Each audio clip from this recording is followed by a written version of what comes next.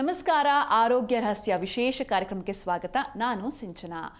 ಇವತ್ತಿನ ಕಾರ್ಯಕ್ರಮದಲ್ಲಿ ಜೀವನ ಸುಂದರವಾಗಿರಲು ನಮ್ಮ ಪ್ರಯತ್ನ ಅನ್ನೋ ವಿಷಯದ ಬಗ್ಗೆ ಮಾತಾಡ್ತಾ ಇದ್ದೀವಿ. ಆದರೆ ನಮ್ಮ ಜೀವನವನ್ನ ಸುಂದರವಾಗಿ ಇಟ್ಕೊಳ್ಳೋದಕ್ಕೆ ಯಾವುದೇ ರೀತಿಯ ಪ್ರಯತ್ನವನ್ನ ಹಾಕ್ತಾ ಇಲ್ಲ ಅನ್ನೋದಕ್ಕೆ ಹಲವು ನಿದರ್ಶನಗಳು ಇದ್ದಾವೆ. ಇವತ್ತು ಬಹುತೇಕ 70% ಮಂದಿ ಅನಾರೋಗ್ಯ ಸಮಸ್ಯೆಯಿಂದ ಬಳಲ್ತಾ ಇದ್ದಾರೆ. ಜೊತೆಗೆ ಮಾನಸಿಕವಾಗಿ ಸಮಸ್ಯೆಗಳನ್ನ ಎದುರಿಸ್ತಾ ಇದ್ದಾರೆ.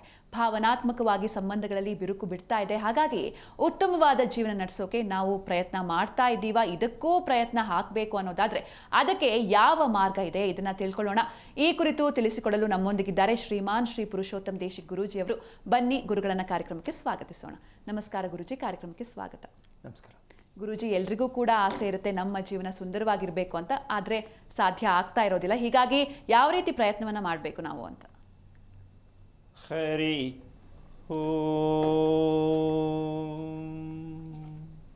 ಶ್ರೀ ಗುರುಭ್ಯೋ ನಮಃ. ಸುಂದರವಾದ ಜೀವನ ಯಾರಿಗೂ ಬೇಡ, ಯಾರಿಗೂ ಬೇಕು, ಎಲ್ಲರಿಗೂ ಬೇಕು. ಹೌದು. ಈಗ ನಾವು ಕೆಲವರು ಮಾತ್ರ ಸುಂದರವಾಗಿದ್ದಾರೆ, ನಾವು ಸುಂದರವಾಗಿಲ್ಲ ಅಂತಕ್ಕಂಥದ್ದು ಇದ್ರ ಜೊತೆಗೊಂದು ಪ್ರಶ್ನೆ ಬರುತ್ತೆ. ಎಲ್ಲರೂ ಸುಂದರವಾಗಿರ್ಬೇಕು ಆಸೆ ಆಗಿಲ್ವೇ? ಕಾರಣ ಏನು? ಜೊತೆಗೆ ಎಲ್ಲರ ಮನಸ್ಸು ಒಂದೇ ಥರ ಇಲ್ಲ, ಅವ್ರದ್ದೊಂದು ಥರ ಇವ್ರದ್ದೊಂದು ಥರ ಇರುತ್ತೆ. ಸೊ ದೇಹ, ಮನಸ್ಸು, ಜೀವನ ಎಲ್ಲವೂ ಕೂಡ ಅವರವರದೇ ಆದ ವಿಭಿನ್ನವಾದ ರೀತಿಯಲ್ಲಿರುತ್ತೆ. ಆದರೆ ಈ ಸುಂದರವಾಗಿರಬೇಕು ಅಂತಕ್ಕಂಥದ್ದು ಕಲ್ಪನೆಯಲ್ಲೇ ಕಳೆದೋಗ್ಬೇಕಾ ಅಥವಾ ನಾವು ಪಡೆಯೋಕ್ಕಾಗತ್ತಾ, ಕಷ್ಟ ಇದೆಯಾ ಅಂತಕ್ಕಂಥದ್ದು ಇವತ್ತಿನ ಒಂದು ಪ್ರಶ್ನೆ.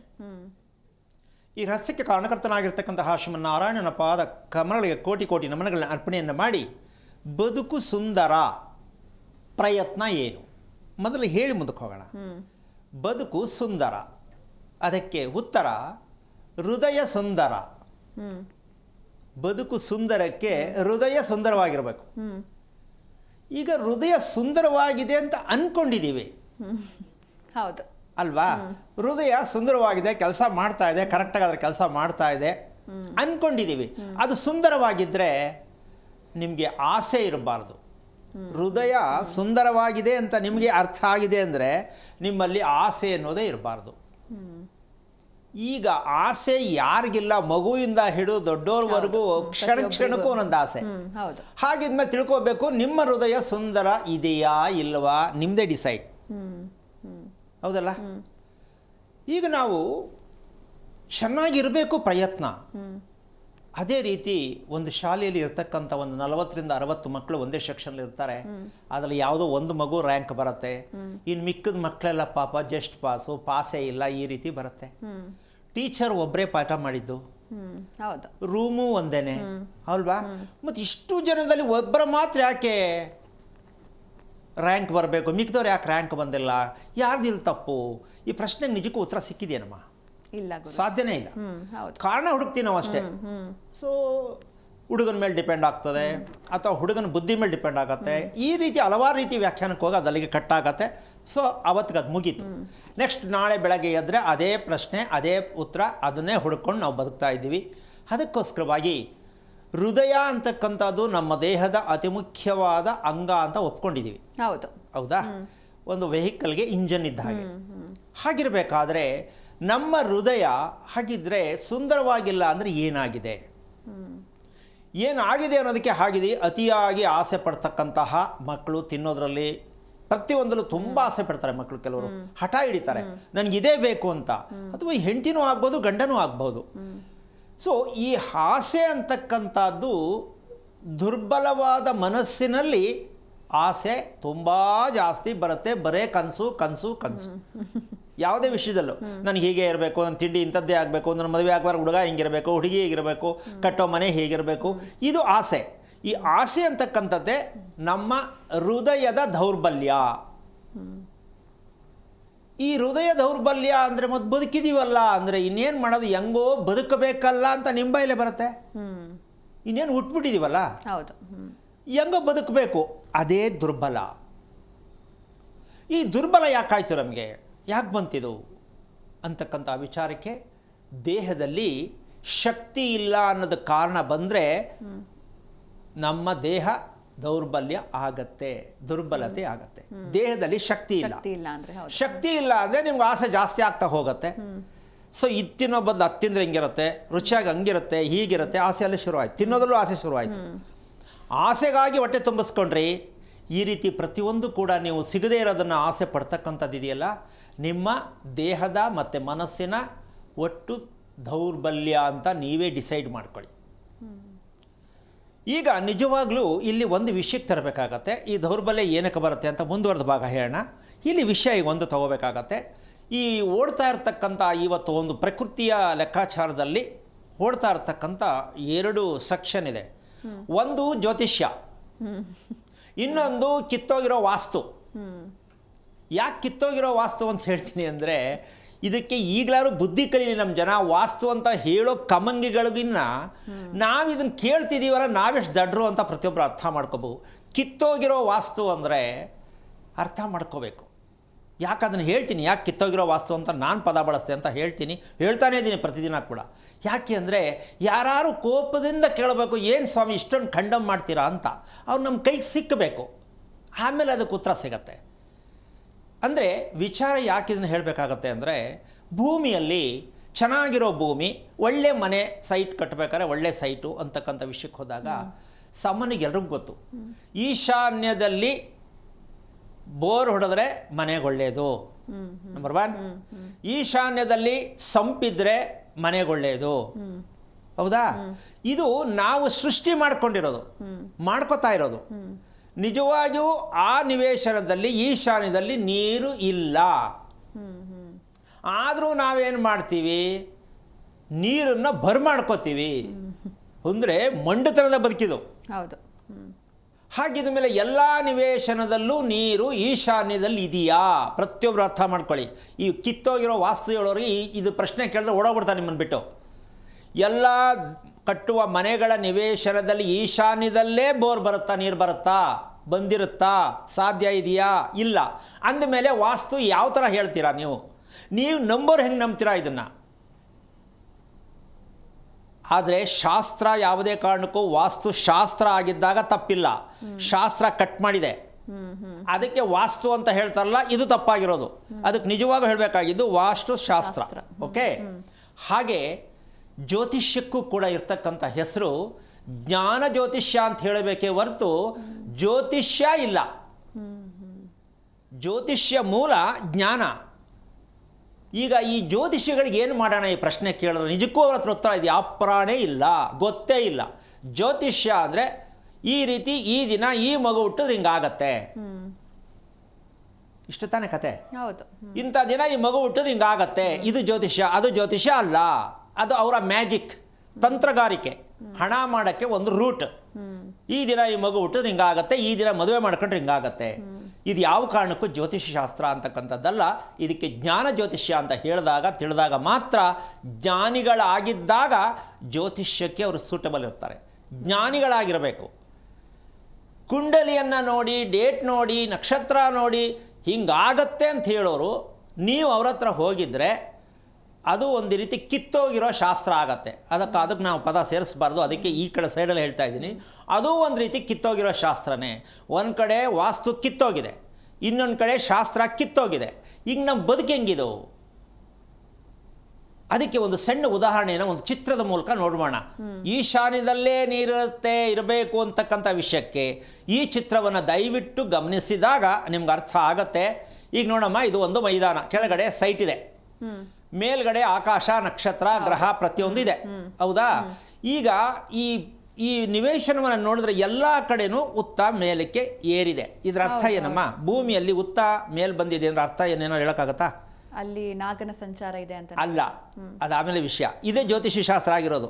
ನಾಗದೇವರು ಇರೋ ಕಡೆ ಉತ್ತ ಇರುತ್ತೆ, ಇದೇ ಕಿತ್ತೋಗಿರೋ ಶಾಸ್ತ್ರ ಆಗೋದು.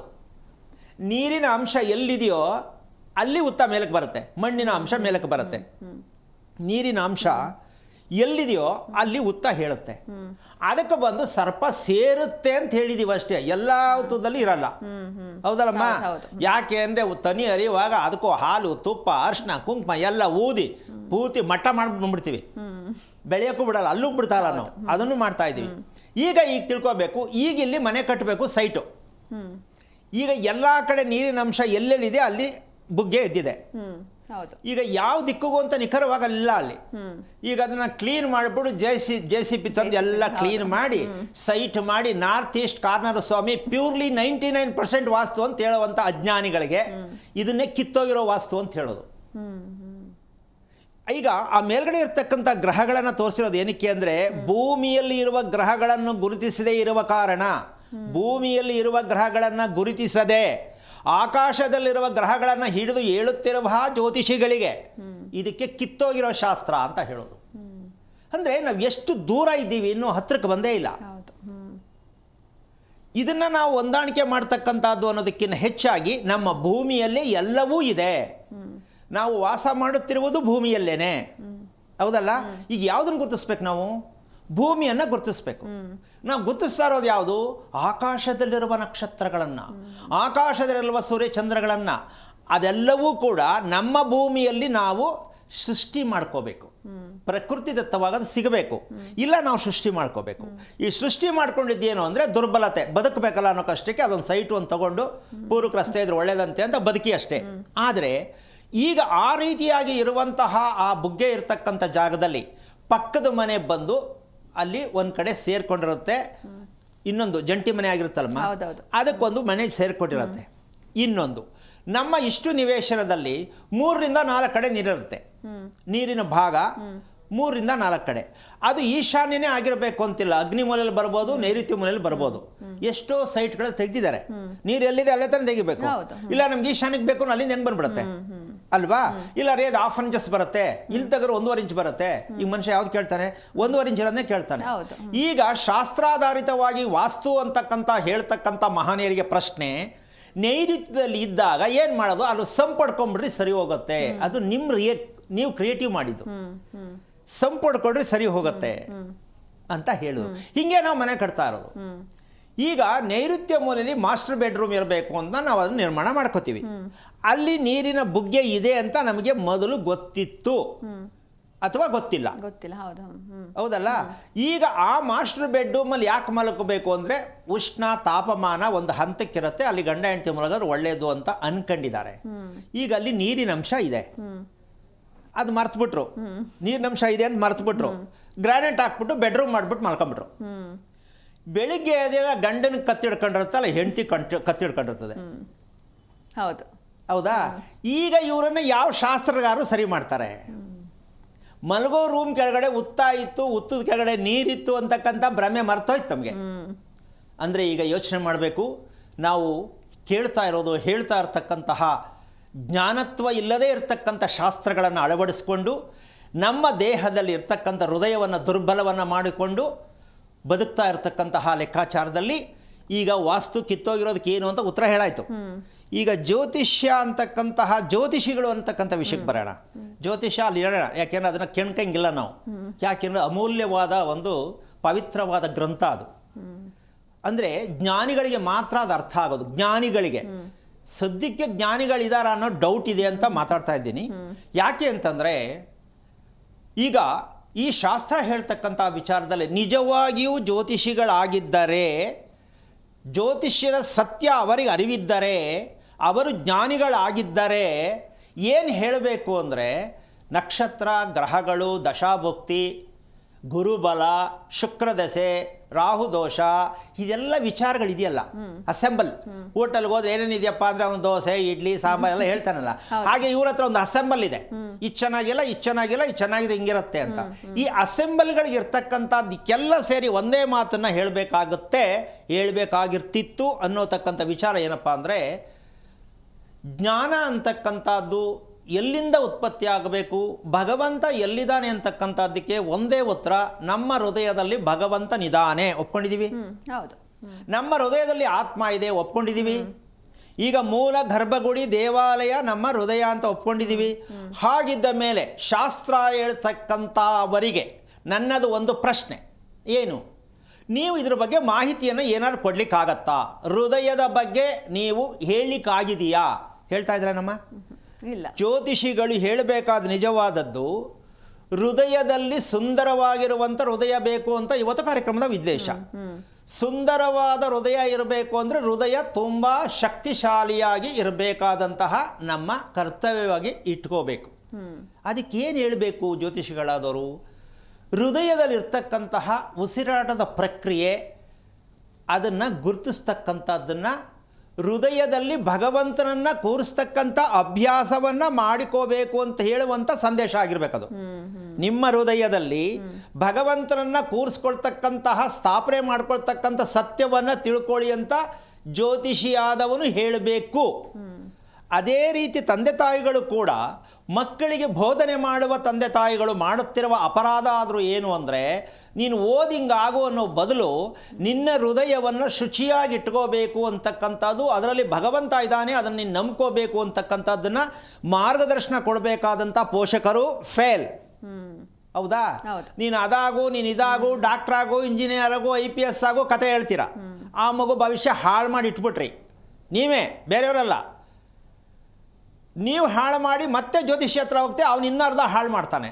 ಆ ಮಗು ಭವಿಷ್ಯಕ್ಕೆ ಪೂರ್ಣವಾಗಿ ಕುತ್ಕೊಟ್ಬಿಟ್ರಿ. ಇನ್ನು ಆ ಮಗುನ ನೀವು ಬೈಕಿಯನ್ನು ಏನು ಮಾಡಬೇಕು? ನನ್ನ ಮಗ ನನ್ನಂತೆ ಇರಬೇಕು, ನನ್ನ ಮಗಳು ನನ್ನಂತೆ ಇರಬೇಕು ಅಂದರೆ ಹೆಂಗಾಗತ್ತಮ್ಮ? ನೀವು ಪೂರ್ತಿ ಫೇಲ್ ಮಾಡಿಬಿಟ್ಟಿದ್ದೀರಾ. ಮಕ್ಕಳಿಗೆ ತನ್ನ ವೈಯಕ್ತಿಕವಾಗಿರ್ತಕ್ಕಂಥ ಜ್ಞಾನವನ್ನು ಅಭಿವೃದ್ಧಿ ಮಾಡಿಸ್ತಕ್ಕಂಥ ಕೆಲಸಕ್ಕೆ ಜ್ಯೋತಿಷಿನೂ ಬರಲಿಲ್ಲ, ತಂದೆ ತಾಯಿನೂ ಬರಲಿಲ್ಲ ಅಂದಮೇಲೆ ಮಗುಗೆ ನೀವು ಬೋಧನೆ ಮಾಡೋದ್ರಲ್ಲಿ ಆ ಮಗು ಯಾವ ಮಟ್ಟಕ್ಕೆ ತಗೋಬೇಕು? 1, 2, 3? ಈಗ ಸ್ಕೂಲ್ನಲ್ಲಿ ಫ್ರೆಂಡ್ಸ್ ಇರ್ತಾರೆ, ಟೀಚರ್ ಇರ್ತಾರೆ, ಹೌದಾ? ಇನ್ನು ಮನೆಗೆ ಬರ್ತಾರೆ, ಪೋಷಕರು ಇರ್ತಾರೆ, ಒಬ್ಬೊಬ್ಬರು ಒಂದೊಂದು ವಿಚಾರ ಹೇಳ್ತಾರೆ. ಇದರಲ್ಲಿ ಮಗು ಹೇಗೆ ಅರಗಿಸ್ಕೊಳ್ಳೋದು? ಇದಕ್ಕೆ ಮಾಡಬೇಕಾದ ಕೆಲಸ ಏನು? ಹೃದಯವಂತರನ್ನಾಗಿ ಮಾಡುವುದ ಕೆಲಸವೇ ತಂದೆ ತಾಯಿಗಳ ಮೂಲ ಕರ್ತವ್ಯ. ಹೃದಯವಂತರನ್ನಾಗಿ ಮಾಡಬೇಕಾ ಬೇಡಮ್ಮ? ಮಾಡಬೇಕು. ಈಗ ಅದಕ್ಕೇನು ಹೇಳುತ್ತೆ?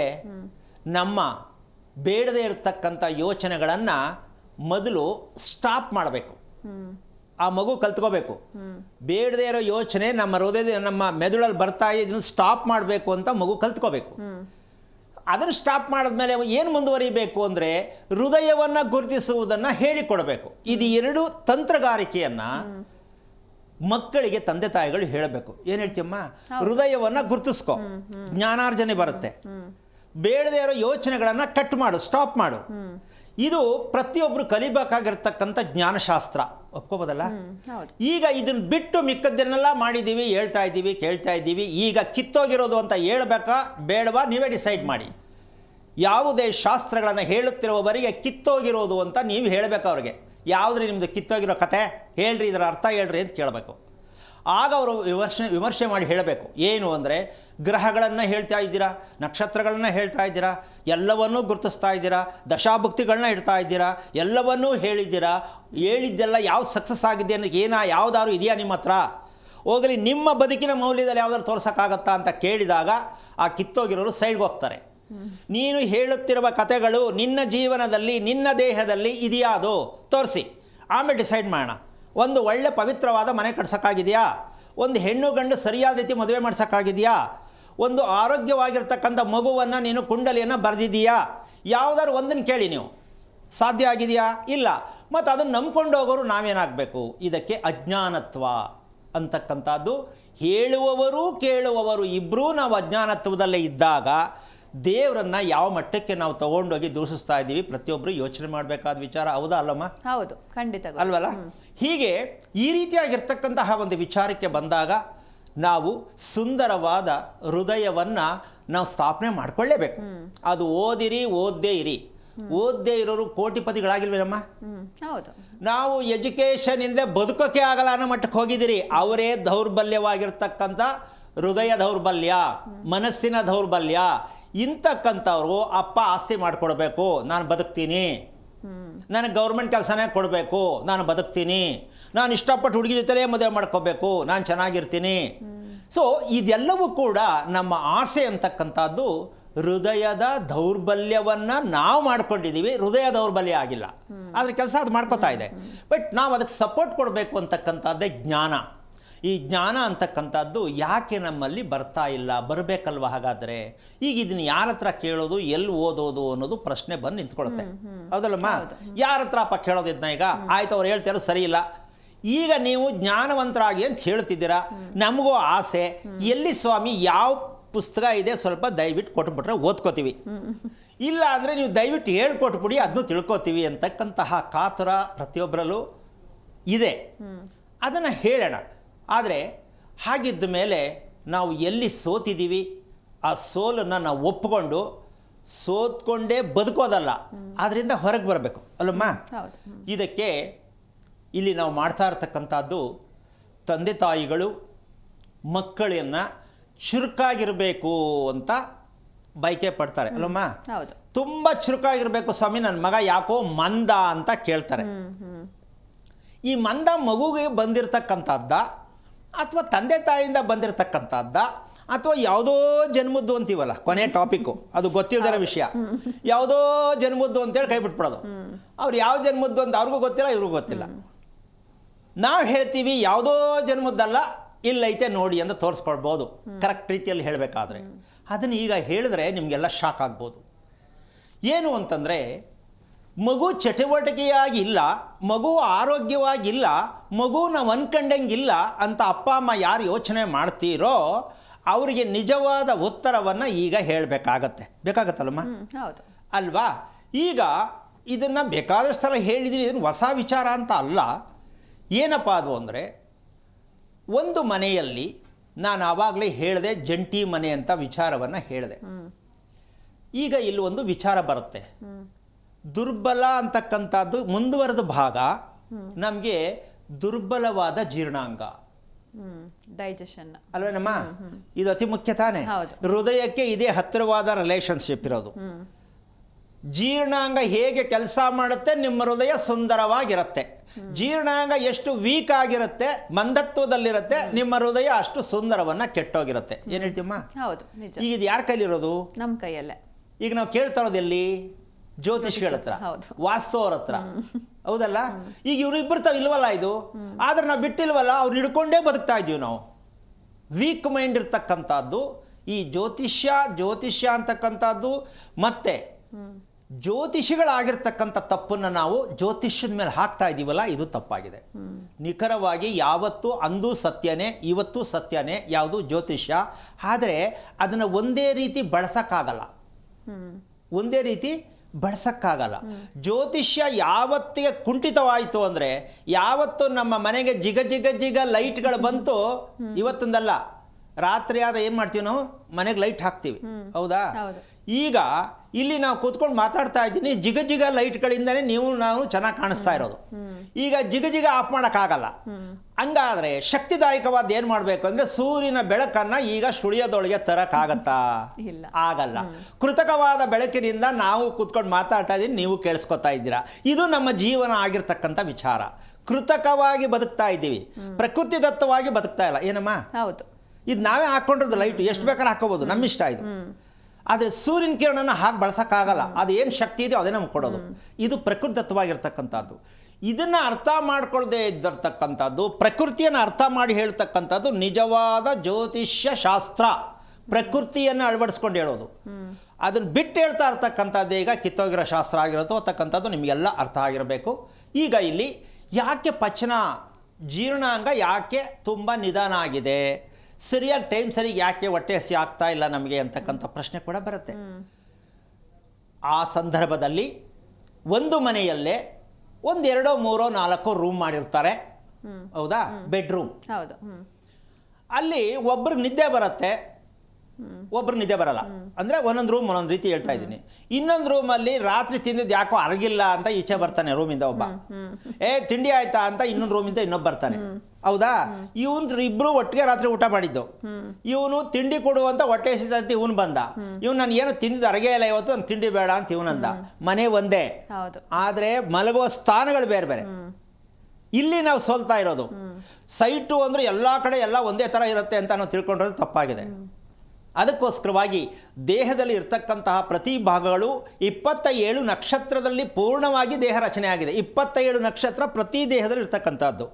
ನಾವು ಒಂದು ನಕ್ಷತ್ರ ಹಿಡ್ಕೊಂಡು ಜ್ಯೋತಿಷ ಹೇಳಕ್ಕೆ ಹೋಗ್ತಾ ಇದ್ದೀವಿ. ನೀನು ನಕ್ಷತ್ರ ಏನು? ಇದಾದರೆ ನೀನು ಹಿಂಗಿರ್ತೀಯ? ಅಲ್ಲ. ಇನ್ನು ಉಳಿಕ 26 ನಕ್ಷತ್ರ ಕಥೆ ಏನು?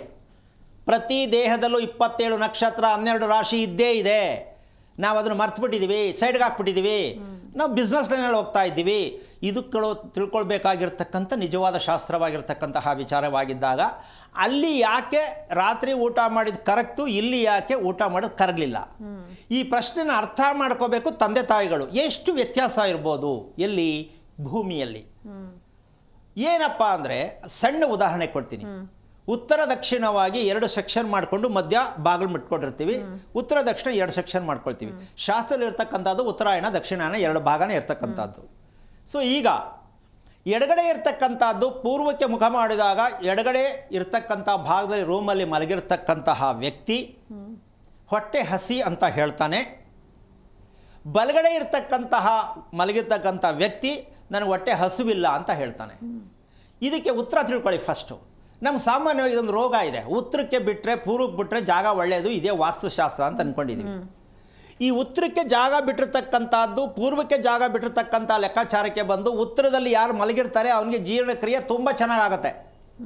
ಯಾಕೆಂದರೆ ಜಾಗ ಬಿಟ್ಟಿದ್ದಾರೆ. ಆ ಜಾಗದಲ್ಲಿ ಏನಾಗುತ್ತೆ, ಸೂರ್ಯನ ಕಿರಣಗಳು ಆ ಜಾಗ ಅಕ್ವೈರ್ ಮಾಡ್ಕೊಂಡಿದೆ. ರಾತ್ರಿ ತಿನ್ನೋ ಊಟ ಎಲ್ರಿಗೂ ಅರಗತ್ತೆ, ಎಲ್ರಿಗೂ ಅರಗಲ್ಲ. ಇದ್ರ ಮಧ್ಯೆ ಯೋಚನೆ ಮಾಡಬೇಕು. ರಾತ್ರಿ ತಿನ್ನೋರು ಎಷ್ಟೋ ಜನ ಬೆಳಗ್ಗೆ ಎದ್ದು ಬಾವು ಬಾವು ಬಾವು ಬಾವು ಅಂತ ಶಂಕ್ ಬಿತ್ತಿರ್ತಾರೆ, ಹೌದು ಅಲ್ವಾ? ವಾಕಲ್ಲಿ ಹೋಗಿ ಮುಂಡಿ ಹೊಡ್ಕೊತಿರ್ತಾರೆ. ನಾನು ಅನ್ಕೋತೀನಿ ಏನು ಇವರೆಲ್ಲ ಏನು ಮಾಡ್ತಾರೆ ರಾತ್ರಿ ಎಲ್ಲ ಅಂತ ನಾನು ಅನ್ಕೋತೀನಿ ಒಂದೊಂದ್ಸಲ. ಯಾಕೆಂದರೆ ಆಗೋದೇ ಇಲ್ಲ ಅದು. ಅಯ್ಯೋ ಅಂತಾರೆ, ಎದೆ ಹಿಡ್ಕೊತಾರೆ, ಟೀ ಕುಡಿತಾರೆ, ಬಿಸಿನೀರು ಕುಡಿತಾರೆ. ಅವ್ರ ಕತೆ ಕೇಳೋಕ್ಕೆ ಅಸಾಧ್ಯ. ಏನೋ ಒತ್ತದೆ ಅಂತಾರೆ, ಎಲ್ಲೋ ನೋವು ಆಗುತ್ತೆ ಅಂತಾರೆ. ಇದೆಲ್ಲ ನೀವು ಮಲಗಿರೋ ರೂಮೊಂದು ಪ್ರಸಾದ ಅಂತ ದಯವಿಟ್ಟು ತಿಳ್ಕೊಳ್ಳಿ. ನೀವು ಮಲಗುತ್ತಿರುವ ಜಾಗದ ಪ್ರಸಾದ. ಈಗ ದಕ್ಷಿಣದಲ್ಲಿ ಜಾಗ ಬಿಡಬಾರ್ದು ಅಂತ ಪಕ್ಕದ ಮನೆ ತಗೊಂಡು ಜಾಯಿಂಟ್ ಮಾಡಿಬಿಟ್ಟಿರ್ತಾರೆ. ಇಲ್ಲಿ ಕಾಂಪ್ರಮೈಸು, ನಾನು 2 ಅಡಿ ಬಿಡೋದು ಬೇಡ, ನೀನು 2 ಅಡಿ ಬಿಡೋದು ಬೇಡ, 4 ಅಡಿ ನಮಗೆ ವಿಶಾಲ ಸಿಕ್ಕುತ್ತೆ, ರೂಮ್ ಜಾಸ್ತಿ ಆಗುತ್ತೆ ಅಂತ ಒತ್ತಿಸ್ಬಿಡೋದು. ಈ ಯಾವುದು ಒತ್ಕೊಂಡಿತ್ತು ಅಲ್ಲಿ ಮಲಗಿದವ್ರಿಗೆ ಯಾವ ಕಾರಣಕ್ಕೂ ಊಟ ಮಾಡಿದ್ದು ಆರೋಗ್ಯವಾಗಿ ಇರೋದಕ್ಕೆ ಸಾಧ್ಯನೇ ಇಲ್ಲ. ಈಗ ಇದನ್ನ ಪ್ರಪಂಚದ ಇತಿಹಾಸದಲ್ಲಿ ಎಲ್ಲೇ ಹೋಗಿ ಕೇಳ್ರಿ, ಇದಕ್ಕೆ ಯಾವನಾರು ಉತ್ತರ ಹೇಳೋಕ್ಕಾಗತ್ತೆ? ಯೋಚನೆ ಮಾಡೋಣ. ಖಂಡಿತ ಗುರುಜಿ, ಈ ಬಗ್ಗೆ ಮಾತಾಡ್ತಾ ಹೋಗೋಣ. ಗುರುಜಿ ಒಬ್ರು ಕಾಲರ್ ಇದ್ದಾರೆ, ಭಾರತಿ ಅಂತ, ಬೆಂಗಳೂರಿಂದ ಮಾತಾಡ್ಸೋಣ. ನಮಸ್ತೆ. ನಮಸ್ತೆ ಮೇಡಮ್. ನಮಸ್ತೆ ಮಾ, ಯಾರ ಬಗ್ಗೆ ಕೇಳಬೇಕಿತ್ತು? ನಾವು ನನ್ನ ಮಗನ ಬಗ್ಗೆ ಕೇಳಬೇಕಿತ್ತು ಮೇಡಮ್. ಅವ್ರ ನಕ್ಷತ್ರ ಹೇಳಿಮಾ. ಸ್ವಾತಿ ನಕ್ಷತ್ರ, ತುಲಾ ರಾಶಿ ಮೇಡಮ್. ಸ್ವಾತಿ ನಕ್ಷತ್ರ. ಓಕೆ, ಗುರೂಜಿ ಇದ್ದಾರೆ, ಮಾತನಾಡಿ. ಹಲೋ. ಹಲೋ ಸರ್, ನಮಸ್ತೆ ಗುರುಜಿ. ನಾರಾಯಣ. ಎಷ್ಟು ವಯಸ್ಸು ಮಗಳಿಗೆ? ಮಗಳಿಗಲ್ಲ ಸರ್, ಮಗುಂಗೆ. ಎಷ್ಟು ವಯಸ್ಸು ಅವನಿಗೆ? ಅವನಿಗೆ ಇವಾಗ 16 ಮುಗಿ 17, ಜುಲೈ 28 ಬಂದ 17 ಬೀಳುತ್ತೆ ಸರ್. 17. 17 ವರ್ಷ. ಜುಲೈ 28 ಬರಬೇಕು. ನೆಕ್ಸ್ಟ್ ಮಂತ್ ಜುಲೈ 28 ಬರಬೇಕು. ಏನು ಓದಿದ್ದೀರಾ ತಾವು? ನಾವು 2nd PUC ಓದಿದ್ದೀವಿ ಸರ್. ಓಕೆ. ಈಗ ನಿಮ್ಮ ಮಗ ಓದ್ತಾ ಇದ್ದಾನಾ? ಇವಾಗ PUC SLC ಮುಗಿದಿದೆ, PUC ಹೋಗ್ತಾ ಇದ್ದಾನೆ ಸರ್. ಇವಾಗ PUC ಗೆ ಜಾಯ್ನ್ ಆಗಿದ್ದಾನೆ. ಅವನ ಬಗ್ಗೆ ಏನು ಕೊರತೆ ಆಗಿದೆ ಅಂತ ನಿಮ್ಮ ಪ್ರಕಾರ? ಅವನಿಗೆ ಸ್ವಲ್ಪ ಕಿವಿ ಪ್ರಾಬ್ಲಮ್ ಇದೆ ಸರ್, ಅದಕ್ಕೆ ಕೇಳಬೇಕು. ಕಿವಿ ಕೇಳಿಸಲ್ಲ. ಯಾವಾಗಿಂದ? ಅವ್ನಿಗೆ ಹುಟ್ಟಿದ್ದಾಗಿಂದನೂ ಹಂಗೆ ಇದೆ ಅಂತಾರೆ. ಅಂದ್ರೆ ನಾವು ನೋಡ್ಕೊಂಡಿದ್ದು ಒಂದು 9 ಮಂತ್ ಆದ್ಮೇಲೆ ನೋಡ್ಕೊಂಡೆ ಸರ್ ಅವನ ಬಗ್ಗೆ. ಅದಕ್ಕೆ ಮೆಡಿಕಲ್ ಪ್ರಕಾರ ಏನು ವಿಷಯ ತಿಳ್ಕೊಂಡ್ರಾ? ಏನಕ್ಕೆ, ಯಾವಾಗ ಆಗುತ್ತೆ, ಸರಿ ಹೋಗುತ್ತೆ, ಸರಿ ಹೋಗಿಲ್ಲ, ಏನಾರು ಹೇಳಿದ್ರಾ? ಏನಿಲ್ಲ, ಅವ್ನಿಗೆ ಈ ತರ ಕಾಕ್ಲಿಯರ್ ಇಂಪ್ಲಾಂಟ್ ಅಂತ ಇಂಪ್ಲಾಂಟ್ ಮಾಡ್ತಿದೀವಿ. ಅವ್ನಿಗೆ ಸರ್ಜರಿ ಮಾಡ್ತಿದೀವಿ. ಸರಿ ಹೋಯ್ತಾ? ಅದೇ ಮಿಷಿನ್ ಮುಖಾಂತರ ಮಾತಾಡ್ತಾನೆ ಸರ್. ಅವ್ನು ನಾರ್ಮಲ್ ಆಗೇ ಕಿವಿ ಕೇಳಿಸಲ್ಲ, ಮಿಷಿನ್ ಮುಖಾಂತರ ಮಾತಾಡ್ತಾನೆ. ನಿಮ್ಮ ಮನೆ ಎಷ್ಟು ವರ್ಷದ್ದು? ನಾವಂತೂ ಬೆಂಗಳೂರಲ್ಲಿ ಇರೋದು ಸರ್, ಇಲ್ಲೇ ಬೆಂಗಳೂರಲ್ಲಿ ಇರೋದು. ಮನೆ, ಬಾಡಿಗೆ ಮನೆ. ನಿಮ್ಮ ಸ್ವಂತ 2 ಇಯರ್ಸ್ ಎತ್ಕೊಂಡು ಹೋಗ್ಬೇಕಲ್ಲ ಸರ್ ಬಾಡಿಗೆ ಮನೆ. ಸರಿ ಆಯಿತು. ನಿಮ್ಮ ಸ್ವಂತ ಊರು ಯಾವುದು? ಸ್ವಂತ ನಾಗಮಂಗಲ. ಓಕೆ. ಅಲ್ಲಿ ಮನೆ ಇದೆಯಾ? ಇಲ್ಲ ಸರ್, ಏನಿಲ್ಲ. ಅಲ್ಲಿ ಏನು ಆಸ್ತಿ ಮನೆ ಏನಿಲ್ಲ? ಆಸ್ತಿ ಮನೆ ಇದೆ, ಅತ್ತೆ ಮಾವ ಇದೆ. ಅವ್ರು ಯಾವ ಮನೆ ಇದೆ? ಬಾಡಿಗೆ ಮನೆನಾ ಸ್ವಂತ ಮನೆನಾ? ಅವರು ಸ್ವಂತ ಮನೆ ಸರ್. ಅವರು ಎಷ್ಟು ವರ್ಷ ಆಗಿದೆ ಮನೆ ಕಟ್ಟಿ? ಅದೇ ನಾಳೆ ಒಂದು 25 ಇಯರ್ಸ್ ಆಗಿರ್ಬೋದು ಸರ್. 25 ವರ್ಷ ಆಗಿರ್ಬೋದು ಅನ್ಸುತ್ತೆ. ಓಕೆಮ್ಮ. ಈಗ ನಿಮ್ಮ ತವರು ಮನೆ ಅಂದರೆ ತಂದೆ ಮನೆ, ನಿಮ್ಮ ತಂದೆ ಊರಿರೋದು ಯಾವುದು, ಯಾವ ಊರು? ಅದು ನಾಗಮಂಗಲನೇ ಸರ್. ಆ ಕಡೆ ಅವ್ರು ಸ್ವಂತ ಮನೇಲಿದ್ದಾರಾ ನಿಮ್ಮ ಅಪ್ಪ ಅಮ್ಮ? ಏನು ಸರ್, ಅವ್ರದ್ದು ಸ್ವಂತ ಮನೆ ಅಂದರೆ ಅವ್ರದ್ದು ಹಳೆ ಕಾಲದ ಮನೆನೇ ಸರ್ ಅವ್ರದ್ದು. ಓಕೆ, ತೊಂದರೆ ಇಲ್ಲ. ಈಗ ನಿಮಗೆ ಪೂರ್ವ ಪಶ್ಚಿಮ ಉತ್ತರ ದಕ್ಷಿಣ ಗೊತ್ತಾಗತ್ತಾ? ಅಂದರೆ ನನಗೆ ಅಷ್ಟು ಗೊತ್ತಾಗಲ್ಲ, ಎಲ್ಲಿಂದನೂ ಗೊತ್ತಾಗೋದು. ಅಂದರೆ ಯಾವ್ಯಾವ ಕಡೆ ಪೂರ್ವ ಯಾವ ಕಡೆ ಪಶ್ಚಿಮ ನನಗೆ ಗೊತ್ತಾಗಲ್ಲ ಅಷ್ಟು. ಓಕೆ. ನಿಮ್ಮ ತಂದೆ ಮನೆಯಲ್ಲಿ ಉತ್ತರ ಸೂರ್ಯನ ಕಡೆಗೆ ಮುಖ ಮಾಡಿ ನಿಂತಾಗ ಉತ್ತರ ಎಡಗಡೆಗೆ ಬರುತ್ತೆ, ಗೊತ್ತಾಗತ್ತಾ ಈಗ? ಸರ್ ಹೇಳಿ ಸರ್. ಆ ಎಡಗಡೆ ಈಶಾನ್ಯ ಉತ್ತರ ಭಾಗದಲ್ಲಿ ಇರ್ತಕ್ಕಂಥದ್ದು ನಿಮ್ಮ ಮನೆಯಲ್ಲಿ ಬೇರೆಯವ್ರ ಮನೆ ಇದೆಯಾ, ಏನಿದೆ ಗೊತ್ತಾ ನಿಮಗೆ? ಅಂದ್ರೆ ಎಡಗಡೆ ಸೈಡು ರೋಡ್ ಬಿಟ್ಟು ಪಕ್ಕದಲ್ಲಿ ಐತಿ ಸರ್. ರೋಡ್ ಪಕ್ಕದ ನಮ್ದು ಮಧ್ಯದಲ್ಲಿದೆ, ಆ ರೋಡ್ ಪಕ್ಕದ ಮನೆ ಐತೆ. ಅಲ್ಲ, ನಿಮ್ಮ ಮನೆ ಉತ್ತರ ಅಂದರೆ ನಿಮ್ಮ ಮನೆ ಸೂರ್ಯನ ಕಡೆ ಮುಖ ಮಾಡಿ ನಿಂತ್ಕೋತೀರಾ ಅಂತ ಇಟ್ಕೊಳ್ಳಿ. ಆ ಎಡಗೈ ಬರೋ ಕಡೆ ದಿಕ್ಕಿಗೆ ಬೇರೆಯವ್ರ ಮನೆ ಇದೆಯಾ, ಏನಿದೆ ಅಲ್ಲಿ? ಗಲ್ಲಿ ಇದೆಯಾ, ರೋಡ್ ಇದೆಯಾ, ಏನಿದೆ? ಖಾಲಿ ಸೈಟ್ ಇದೆ ಸರ್ ಇಲ್ಲಿ. ಬಲಗಡೆ ಬಲ್ಗಡೆ ಖಾಲಿ ಸೈಟು. ಇದು ಎದುರುಗಡೆ ನಮ್ಮ ಮನೆ ಎದುರುಗಡೆ ನಮ್ದು ಒಂದು ಮುಳುಗ ಬಾಗಿಲು ಇದೆ. ನಮ್ಮ ಹತ್ರ ಮುಳುಗ ಬಾಗಿಲು ಎದುರುಗಡೆ ಒಂದು ಮನೆ ಇದೆ. ಆ ಕಡೆ ಈ ಕಡೆ ಹಿಂದೆಗಡೆ ಎಲ್ಲ ಖಾಲಿ ಸೈಟ್, ಒಂದು ರೋಡ್ ಆ ಕಡೆ ಈ ಕಡೆ ಖಾಲಿ ಸೈಟ್. ಆ ಮನೆ ಬಾಗಿಲು ನಿಮ್ಮ ಮನೆ ಬಾಗಿಲು ನೇರ ನೇರ ಇದೆಯಾ ನೋಡಿದ್ಯಮ್ಮ? ನೇರ ನೇರ ಇದೆ. ಓಕೆ. ಈಗ ಎರಡನೇ ವಿಷಯ, ನಿಮ್ಮ ಮಗ ಊಟನ ನೀವೇ ಕರೆದು ಊಟ ಮಾಡು ಅನ್ಬೇಕಾ, ಅವನೇ ಊಟ ಮಾಡ್ತಾನ? ನನಗೆ ಹೊಟ್ಟೆ ಹಸಿತಾ ಇದೆ ಊಟ ಕೊಡು ಅಂತ ಕೇಳ್ತಾನ? ಇಲ್ಲ, ಊಟ ಹೊಟ್ಟೆ ಸಿಗದೆ ಊಟ ಕೊಡಮ್ಮ ಅಂತ ಎಲ್ಲ ಕೇಳ್ತಾನೆ, ಮಾತಾಡ್ತಾನೆ, ಎಲ್ಲ ಮಾಡ್ತಾನೆ ಸರ್. ಅಂದ್ರೆ ಅದಲ್ಲಮ್ಮ, ಒಂದು ನಿಮಿಷ ಕೇಳಿ, ನಾನು ಹೇಳ್ತಾರೆ ಅರ್ಥ ಮಾಡ್ಕೊ. ಕರೆಕ್ಟಾಗಿ ತಿಂಡಿ ಟೈಮ್ಗೆ ಊಟದ ಟೈಮ್ ಕರೆಕ್ಟಾಗಿ ನೀವೇನಾದ್ರು ಸ್ವಲ್ಪ ಲೇಟ್ ಆದ್ರೂ ಅಡುಗೆ ಮಾಡಿದ್ದು ನನಗೆ ಊಟ ಹೊಟ್ಟೆ ಹಸಿತಾ ಇದೆ ಅಂತ ಹೇಳ್ತಾನ, ಅಥವಾ ನೀವು ಕೊಡೋರು ಸುಮ್ಮನೆ ಇರ್ತಾನ? ಇಲ್ಲ, ಕೇಳ್ತಾನೆ ಸರ್, ಊಟ ಕೊಡುವಮ್ಮ ಅಂತ ಕೇಳ್ತಾನೆ. ಓಕೆ. ಅವನ ಹೊಟ್ಟೆಯಲ್ಲಿ ಯಾವಾಗಾದರೂ ಒಂದು ಸಲ ಆಗಲಿ ಹೊಟ್ಟೆ ಉರಿ ಇದೆ, ಹೊಟ್ಟೆ ಹಿಡ್ಕೊಂಡಂಗೆ ಆಗತ್ತೆ ಅನ್ನೋ ವಿಚಾರ ಗೊತ್ತಿದೆಯಾ ಹೋಗ್ಲಿ ಅಮ್ಮ? ಇಲ್ಲ ಸರ್, ಅವೆಲ್ಲ ಏನೋ ನೀನು ನನಗೆ ಹೇಳಿಲ್ಲ. ರಾತ್ರಿ ಎಷ್ಟೊತ್ತಿಗೆ ನೀವು ಊಟ ಮಾಡೋದು? ನೀವು 8:30 ಊಟ ಮಾಡಿ ಎಷ್ಟೊತ್ತಿಗೆ ಮಲಗೋದು? ಒಂದು 9:00ವರೆಗೆಲ್ಲ ಬೇಗ ಮಲ್ಕೊಬಿಡ್ತೀವಿ ಸರ್. 9-9:30. ಓಕೆ. ನೀವು ಮದುವೆ ಆದ ಸಂದರ್ಭದಲ್ಲೂ ಕೂಡ ಎಷ್ಟೊತ್ತಿಗೆ ಮಲಗ್ತಾ ಇದ್ರಿ ಊಟ ಮಾಡಿ? ಒಂದು 9:30 ಮಲ್ಕೊಬಿಡ್ತೀವಿ. ಅಂದ್ರೆ ಬೆಳಿಗ್ಗೆ ನಮ್ದು ಯಜಮಾನ್ರು ಡ್ಯೂಟಿ ಬೇಗ ಹೋಗ್ಬೇಕು, ಅದಕ್ಕೆ ಬೆಳಿಗ್ಗೆ ಬೇಗ ಹೇಳ್ಬೇಕು ಅಂದ್ರೆ ಅದ್ರ ಬೇಗ ಏನು ಡ್ಯೂಟಿ ನಿಮ್ಮ ಯಜಮಾನ್ರಿಗೆ? ಏನು ಡ್ಯೂಟಿ?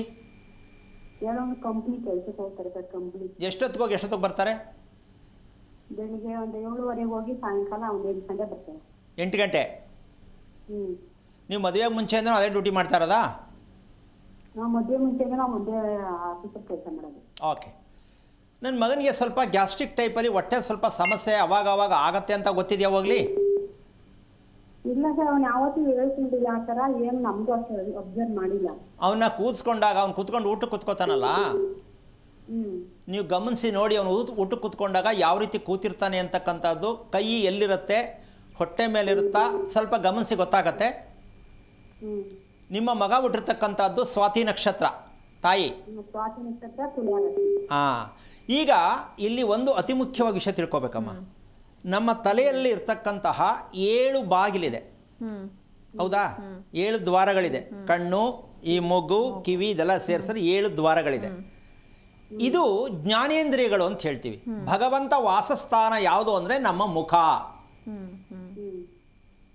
ಈಗ ಈ ಹುಡುಗನಿಗೆ ಕಿವಿ ಡಮಾರಾಗಿದೆ, ಅಂದರೆ ಒಂದು ಕ್ಲೋಸ್ ಆಯಿತು, ಒಂದು ಬಾಗಿಲು ಕ್ಲೋಸ್ ಆಯಿತು.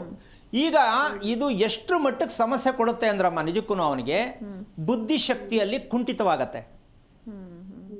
ಬುದ್ಧಿಶಕ್ತಿಯಲ್ಲಿ ಕುಂಠಿತವಾಗತ್ತೆ ಅಂದರೆ ಮೊಂಡತನ ಆಗ್ಬೋದು, ಅಥವಾ ಸ್ಲೋ ಆಗ್ಬೋದು, ಅಥವಾ ಹೇಳೋದನ್ನ ಅರ್ಥ ಮಾಡ್ಕೊಳ್ಳೋಕೆ ಕಷ್ಟ ಆಗ್ಬೋದು, ಗ್ರಹಿಸೋಕ್ಕೆ ಕಷ್ಟ ಆಗ್ಬೋದು. ಈ ರೀತಿಯಾಗಿ ಆಲ್ರೆಡಿ ಮಗು ಈಗ 17 ವರ್ಷ ಬೆಳೆಸಿದ್ದಾರೆ ಇವರು.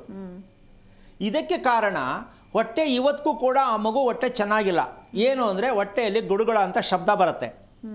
ಇದು ತಂದೆ ತಾಯಿಗಳಿಗೆ ಅರಿವಾಗಲ್ಲ. ಸುಮ್ಮನೆ ಅದು ಅದ್ರ ಪಾಡ್ಗೆ ಅದು ಸುಮ್ಮನೆ ಗುಳ್ಳು ಅನ್ನೋದು, ಗುಡುಗುಡ ಅನ್ನೋದು, ಈ ರೀತಿ ಹೊಟ್ಟೆಯಲ್ಲಿ ಯಾರಿಗೆ ಶಬ್ದ ಬರುತ್ತೆ, ಈ ತಲೆಯ ಭಾಗದಲ್ಲಿರ್ತಕ್ಕಂಥ ದ್ವಾರಗಳು ಯಾವುದೋ ಒಂದು ಆಫ್ ಆಗಿದೆ ಅಂತ ತಿಳ್ಕೊಬೇಕು. ಅಥವಾ ಕಿವಿ ಆಫ್ ಆಗ್ಬೋದು, ಅಥವಾ ಕಣ್ಣು ದೃಷ್ಟಿ ಕಮ್ಮಿ ಆಗ್ಬೋದು, ಅಥವಾ ಒಂದು ಕಡೆ ಮೂಗು ಕಟ್ಕೋಬೋದು. ಈ ರೀತಿ ಸಮಸ್ಯೆಗಳನ್ನು ಆ ಹೊಟ್ಟೆಯಿಂದ ಇದು ತೋರಿಸ್ತಾ ಇರುತ್ತೆ. ಅಂದರೆ ಕೆಳಭಾಗದಲ್ಲಿ ಪಾಸಾಗಬೇಕಾಗಿರ್ತಕ್ಕಂಥ ಉಸಿರಾಟ ಮೇಲ್ಭಾಗದಲ್ಲಿ ಹೋಗುವ ಸಂದರ್ಭಕ್ಕೆ ಈ ದ್ವಾರಗಳಲ್ಲಿ ಆಫ್ ಆಗತ್ತೆ. ಈಗ ನೀರು ಎಲ್ಲಿ ಹೋಗ್ಬೇಕು ಅದು ಹೋಗ್ಬಿಡ್ಬೇಕು, ಅದು ಹೋಗ್ಲಿಲ್ಲ ಅಂದರೆ ರಿವರ್ಸ್ ಆಗತ್ತೆ, ಹೌದಲ್ಲ? ಇದು ನಮ್ಮ ಜನ ತಿಳ್ಕೊಳ್ಳಲ್ಲ. ಇದಕ್ಕೆ ಮೆಡಿಕಲಲ್ಲಿ ಜಾಗ ಇಲ್ಲ. ಮೆಡಿಕಲಲ್ಲಿ ಯಾವ ಕಾರಣಕ್ಕೂ ಜಾಗ ಇಲ್ಲ. ಆಪರೇಷನ್ ಮಾಡ್ತಾರೆ ಅಷ್ಟೇ ಜಾಗ. ಅದು ಆಪರೇಷನ್ ಮಾಡೋದು ಸಕ್ಸಸ್ ಆಗಲ್ಲ. ಕಾರಣ ದೇಹದಲ್ಲಿ ಹರಿಯುತ್ತಿರತಕ್ಕಂತಹ ಆಕ್ಸಿಜನ್ ಸಪ್ಲೈ ಆಗಬೇಕಾದಂತಹದ್ದು ಕಂಪ್ಲೀಟಾಗಿ 40% ಈ ಮಗು ಹೊರಗಿದೆ. ಮನಃಶಾಂತಿ ಇರಲ್ಲ, ಆರೋಗ್ಯ ಚೆನ್ನಾಗಿರಲ್ಲ, ಖುಷಿಯಾಗಿರೋಕ್ಕಾಗಲ್ಲ. ಇದು ಇವ್ರು ತಿಳ್ಕೊಳ್ಬೇಕಾಗಿದ್ದು ಜಾತಕ ಕುಂಡಲಿಯನ್ನು ತೋರಿಸಿದ್ದಾಗ ತಿಳ್ಕೊಳ್ಬೇಕಾಗಿರ್ತಕ್ಕಂಥ ನಿಜವಾದ ಅಂಶ. ಯಾರು ಹೇಳ್ತಾರೆ ಇದನ್ನು? ಯಾರು ಹೇಳಲ್ಲ. ದಶಾಭುಕ್ತಿ ನಡೀತಾ ಇದೆ, ಇನ್ನು ಆ ದಶಾಭುಕ್ತಿ ಬಂದ್ಮೇಲೆ ಚೇಂಜ್ ಆಗತ್ತೆ ಕತೆ ಹೇಳ್ಕೊಂಡೇ ಬಂದ್ಬಿಟ್ರು. ಈ ಹುಡುಗನ 17 ವರ್ಷ ಬೆಳೆಸಿದ್ರಿ ಇವರು. ಈಗ ಇವರು ಊರೂರು ಅಲಿತಾ ಇದ್ದಾರೆ. ಅಂದರೆ ಅಪ್ಪ ಅಮ್ಮ ಅಲ್ಲಿ, ನಾವಿಲ್ಲಿ ಮಕ್ಕಳನ್ನ ಓದಿಸ್ತಾ ಇದ್ದೀವಿ, ಅಲ್ಲಿ ಕುಟುಂಬ ಛಿದ್ರ ಆಯಿತು. ಕಾರಣ ಸ್ವಾತಿ ನಕ್ಷತ್ರದ ಹಣೆ ಬರ ಏನು ಅಂದರೆ ಅಲೆಮಾರಿಗಳ ಜೀವನವಾಗಿ ನೀವು ಬದುಕ್ತಾ ಇದ್ದಿರುವ ಮೂರ್ಖರ ತಿಳ್ಕೊಳ್ಳಿ ಅಂತ.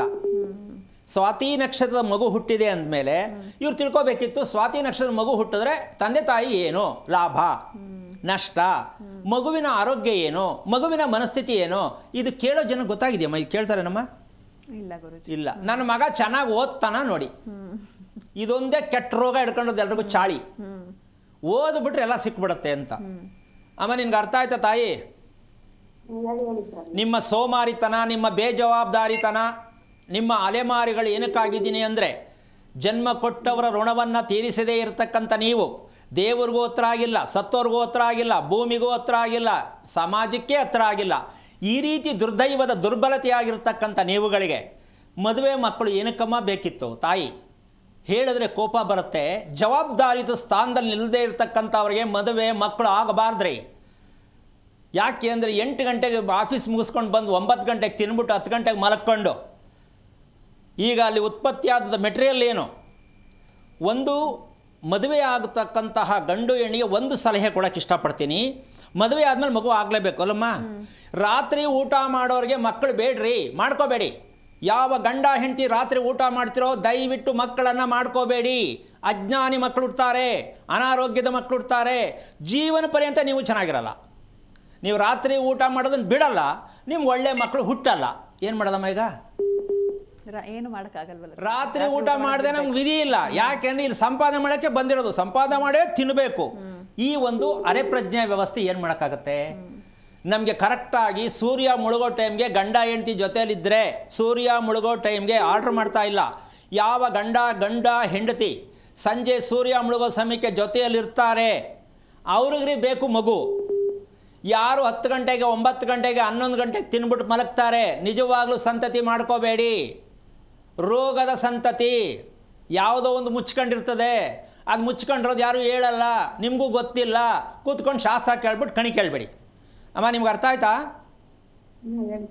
ಫಸ್ಟು ನೀವು ಸ್ವಾತಿ ನಕ್ಷತ್ರಕ್ಕೆ ಏನು ಕರ್ಮದಲ್ಲಿ ಹುಟ್ಟಿದೆ ಮಗು, ಆ ಕರ್ಮವನ್ನು ನಾವು ತೀರಿಸ್ತಾ ಇರ್ತಕ್ಕಂಥ ನಾವು ಕರ್ಮಿಗಳು ಅಂತ ನೀವು ಗಂಡ ಹೆಂಡತಿ ಡಿಸೈಡ್ ಮಾಡಬೇಕು. ಫಸ್ಟು ಮಕ್ಕಳ ವಿಚಾರವನ್ನು ತಿಳಿಯದೇ ಇರುವವರೇ ಕರ್ಮಿಗಳು. ಯಾವುದೋ ಜನ್ಮದ ಬಂದು ಹಿಡ್ಕೊಂಡಿಲ್ಲ, ಯಾವುದೋ ಮಗು ಹುಟ್ಟಲ್ಲ, ನಿಮ್ಮ ಕರ್ಮಕ್ಕನುಸಾರವಾಗಿ ಅದು ಬಂದು ಸೇರುತ್ತೆ ನಿಮಗೆ ಕಾಟ ಕೊಡೋಕ್ಕೆ. ಯಾಕೆ ಅಂದರೆ ನಿಮಗೆ ಸಮಯ ಪ್ರಜ್ಞೆ ಇಲ್ಲ. ತಿನ್ನೋದೇ ಯಾವಾಗಲೋ, ಮಲ್ಕೊಳ್ಳೋದೇ ಯಾವಾಗಲೋ, ಆಮೇಲೆ ಯಾಕೆ ಶಾಸ್ತ್ರ ಕೇಳ್ತೀರಾ? ಶಾಸ್ತ್ರ ಒಳಗೆ ಇದೆಲ್ಲ ಏನು ಗೊತ್ತಾಗತ್ತೆ? ತಿಳ್ಕೊಳ್ಳೋಕೆ ಪ್ರಯತ್ನ ಮಾಡಿ, ಹೆದರಬೇಡಿ. ಮಿಷನ್ನು ಬೇಕಾಗಿಲ್ಲ, ಮಗು ಹಾಗೆ ಚೆನ್ನಾಗಿ ಬದುಕ್ಬೋದು. ಆದರೆ ನಿಮ್ಮ ಸೋಮಾರಿತನದಿಂದ ಆ ಮಗುವಿಗೆ ಶಿಕ್ಷೆ ಆಗಿದೆ, ನಿಮಗೂ ಶಿಕ್ಷೆ ಅನುಭವಿಸಿ. ಒಳ್ಳೆಯದಾಗಲಿ. ಓಕೆ, ಧನ್ಯವಾದ ಕರೆ ಮಾಡಿದ್ದಕ್ಕೆ. ಇನ್ನೊಬ್ರು ಕಾಲರ್ ಇದ್ದಾರೆ ಗುರುಜಿ, ಬಾಬು ಅಂತ ತರೀಕೆರೆಯಿಂದ. ನಮಸ್ತೆ. ನಮಸ್ತೆ ನಮಸ್ತೆ ಬಾಬು ಅವರೇ, ನನ್ನ ಧ್ವನಿ ಕೇಳಿಸ್ತಾ ಇದೆಯಾ? ಯಾರ ಬಗ್ಗೆ ಕೇಳಬೇಕಿತ್ತು? ನಮಸ್ತೆ, ಧ್ವನಿ ಕೇಳಿಸ್ತಾ ಇದೆಯಾ? ಓಕೆ, ಕಾಲ್ ಕಟ್ ಆಗಿದೆ. ನಮಸ್ತೆ ಬಾಬು ಅವರೇ, ಧ್ವನಿ ಕೇಳಿಸ್ತಾ ಇದೆಯಾ? ಯಾರ ಬಗ್ಗೆ ಕೇಳಬೇಕಿತ್ತು? ನಮ್ಮ ಮನೆ ಬಗ್ಗೆನೇ ಕೇಳಬೇಕಿತ್ತು. ನಿಮ್ಮ ನಕ್ಷತ್ರ ಹೇಳಿ. ನಮ್ಮ ನಕ್ಷತ್ರ ಮಿಥುನ ರಾಶಿ, ಆರಿದ್ರ ನಕ್ಷತ್ರ. ಆರಿದ್ರ ನಕ್ಷತ್ರ. ಓಕೆ, ಗುರೂಜಿ ಇದ್ದಾರೆ, ಮಾತನಾಡಿ. ಹಲೋ. ಹಲೋ ಗುರುಜಿ. ಹಾಂ ಹೇಳಿಪ್ಪ, ಏನಾಗಬೇಕಿತ್ತು ಹೇಳಿ. ಹಾಂ, ಮನೆ ಎಲ್ಲ ಒಂದು ಜಾಗದಲ್ಲಿ ಕೇಳಿದ್ವಿ, ಸ್ವಲ್ಪ ಮಾಂದಿ ತೊಂದರೆ ಇದೆ ಅಂತ ಹೇಳಿದ್ರು ಹಿರಿಯರು ಏನೋ ಮನೆ ಕಡೆಯಿಂದ. ಹಾಂ, ಒಂದು 4-5 ಜನದ ಸಾವಾಗಿದೆ.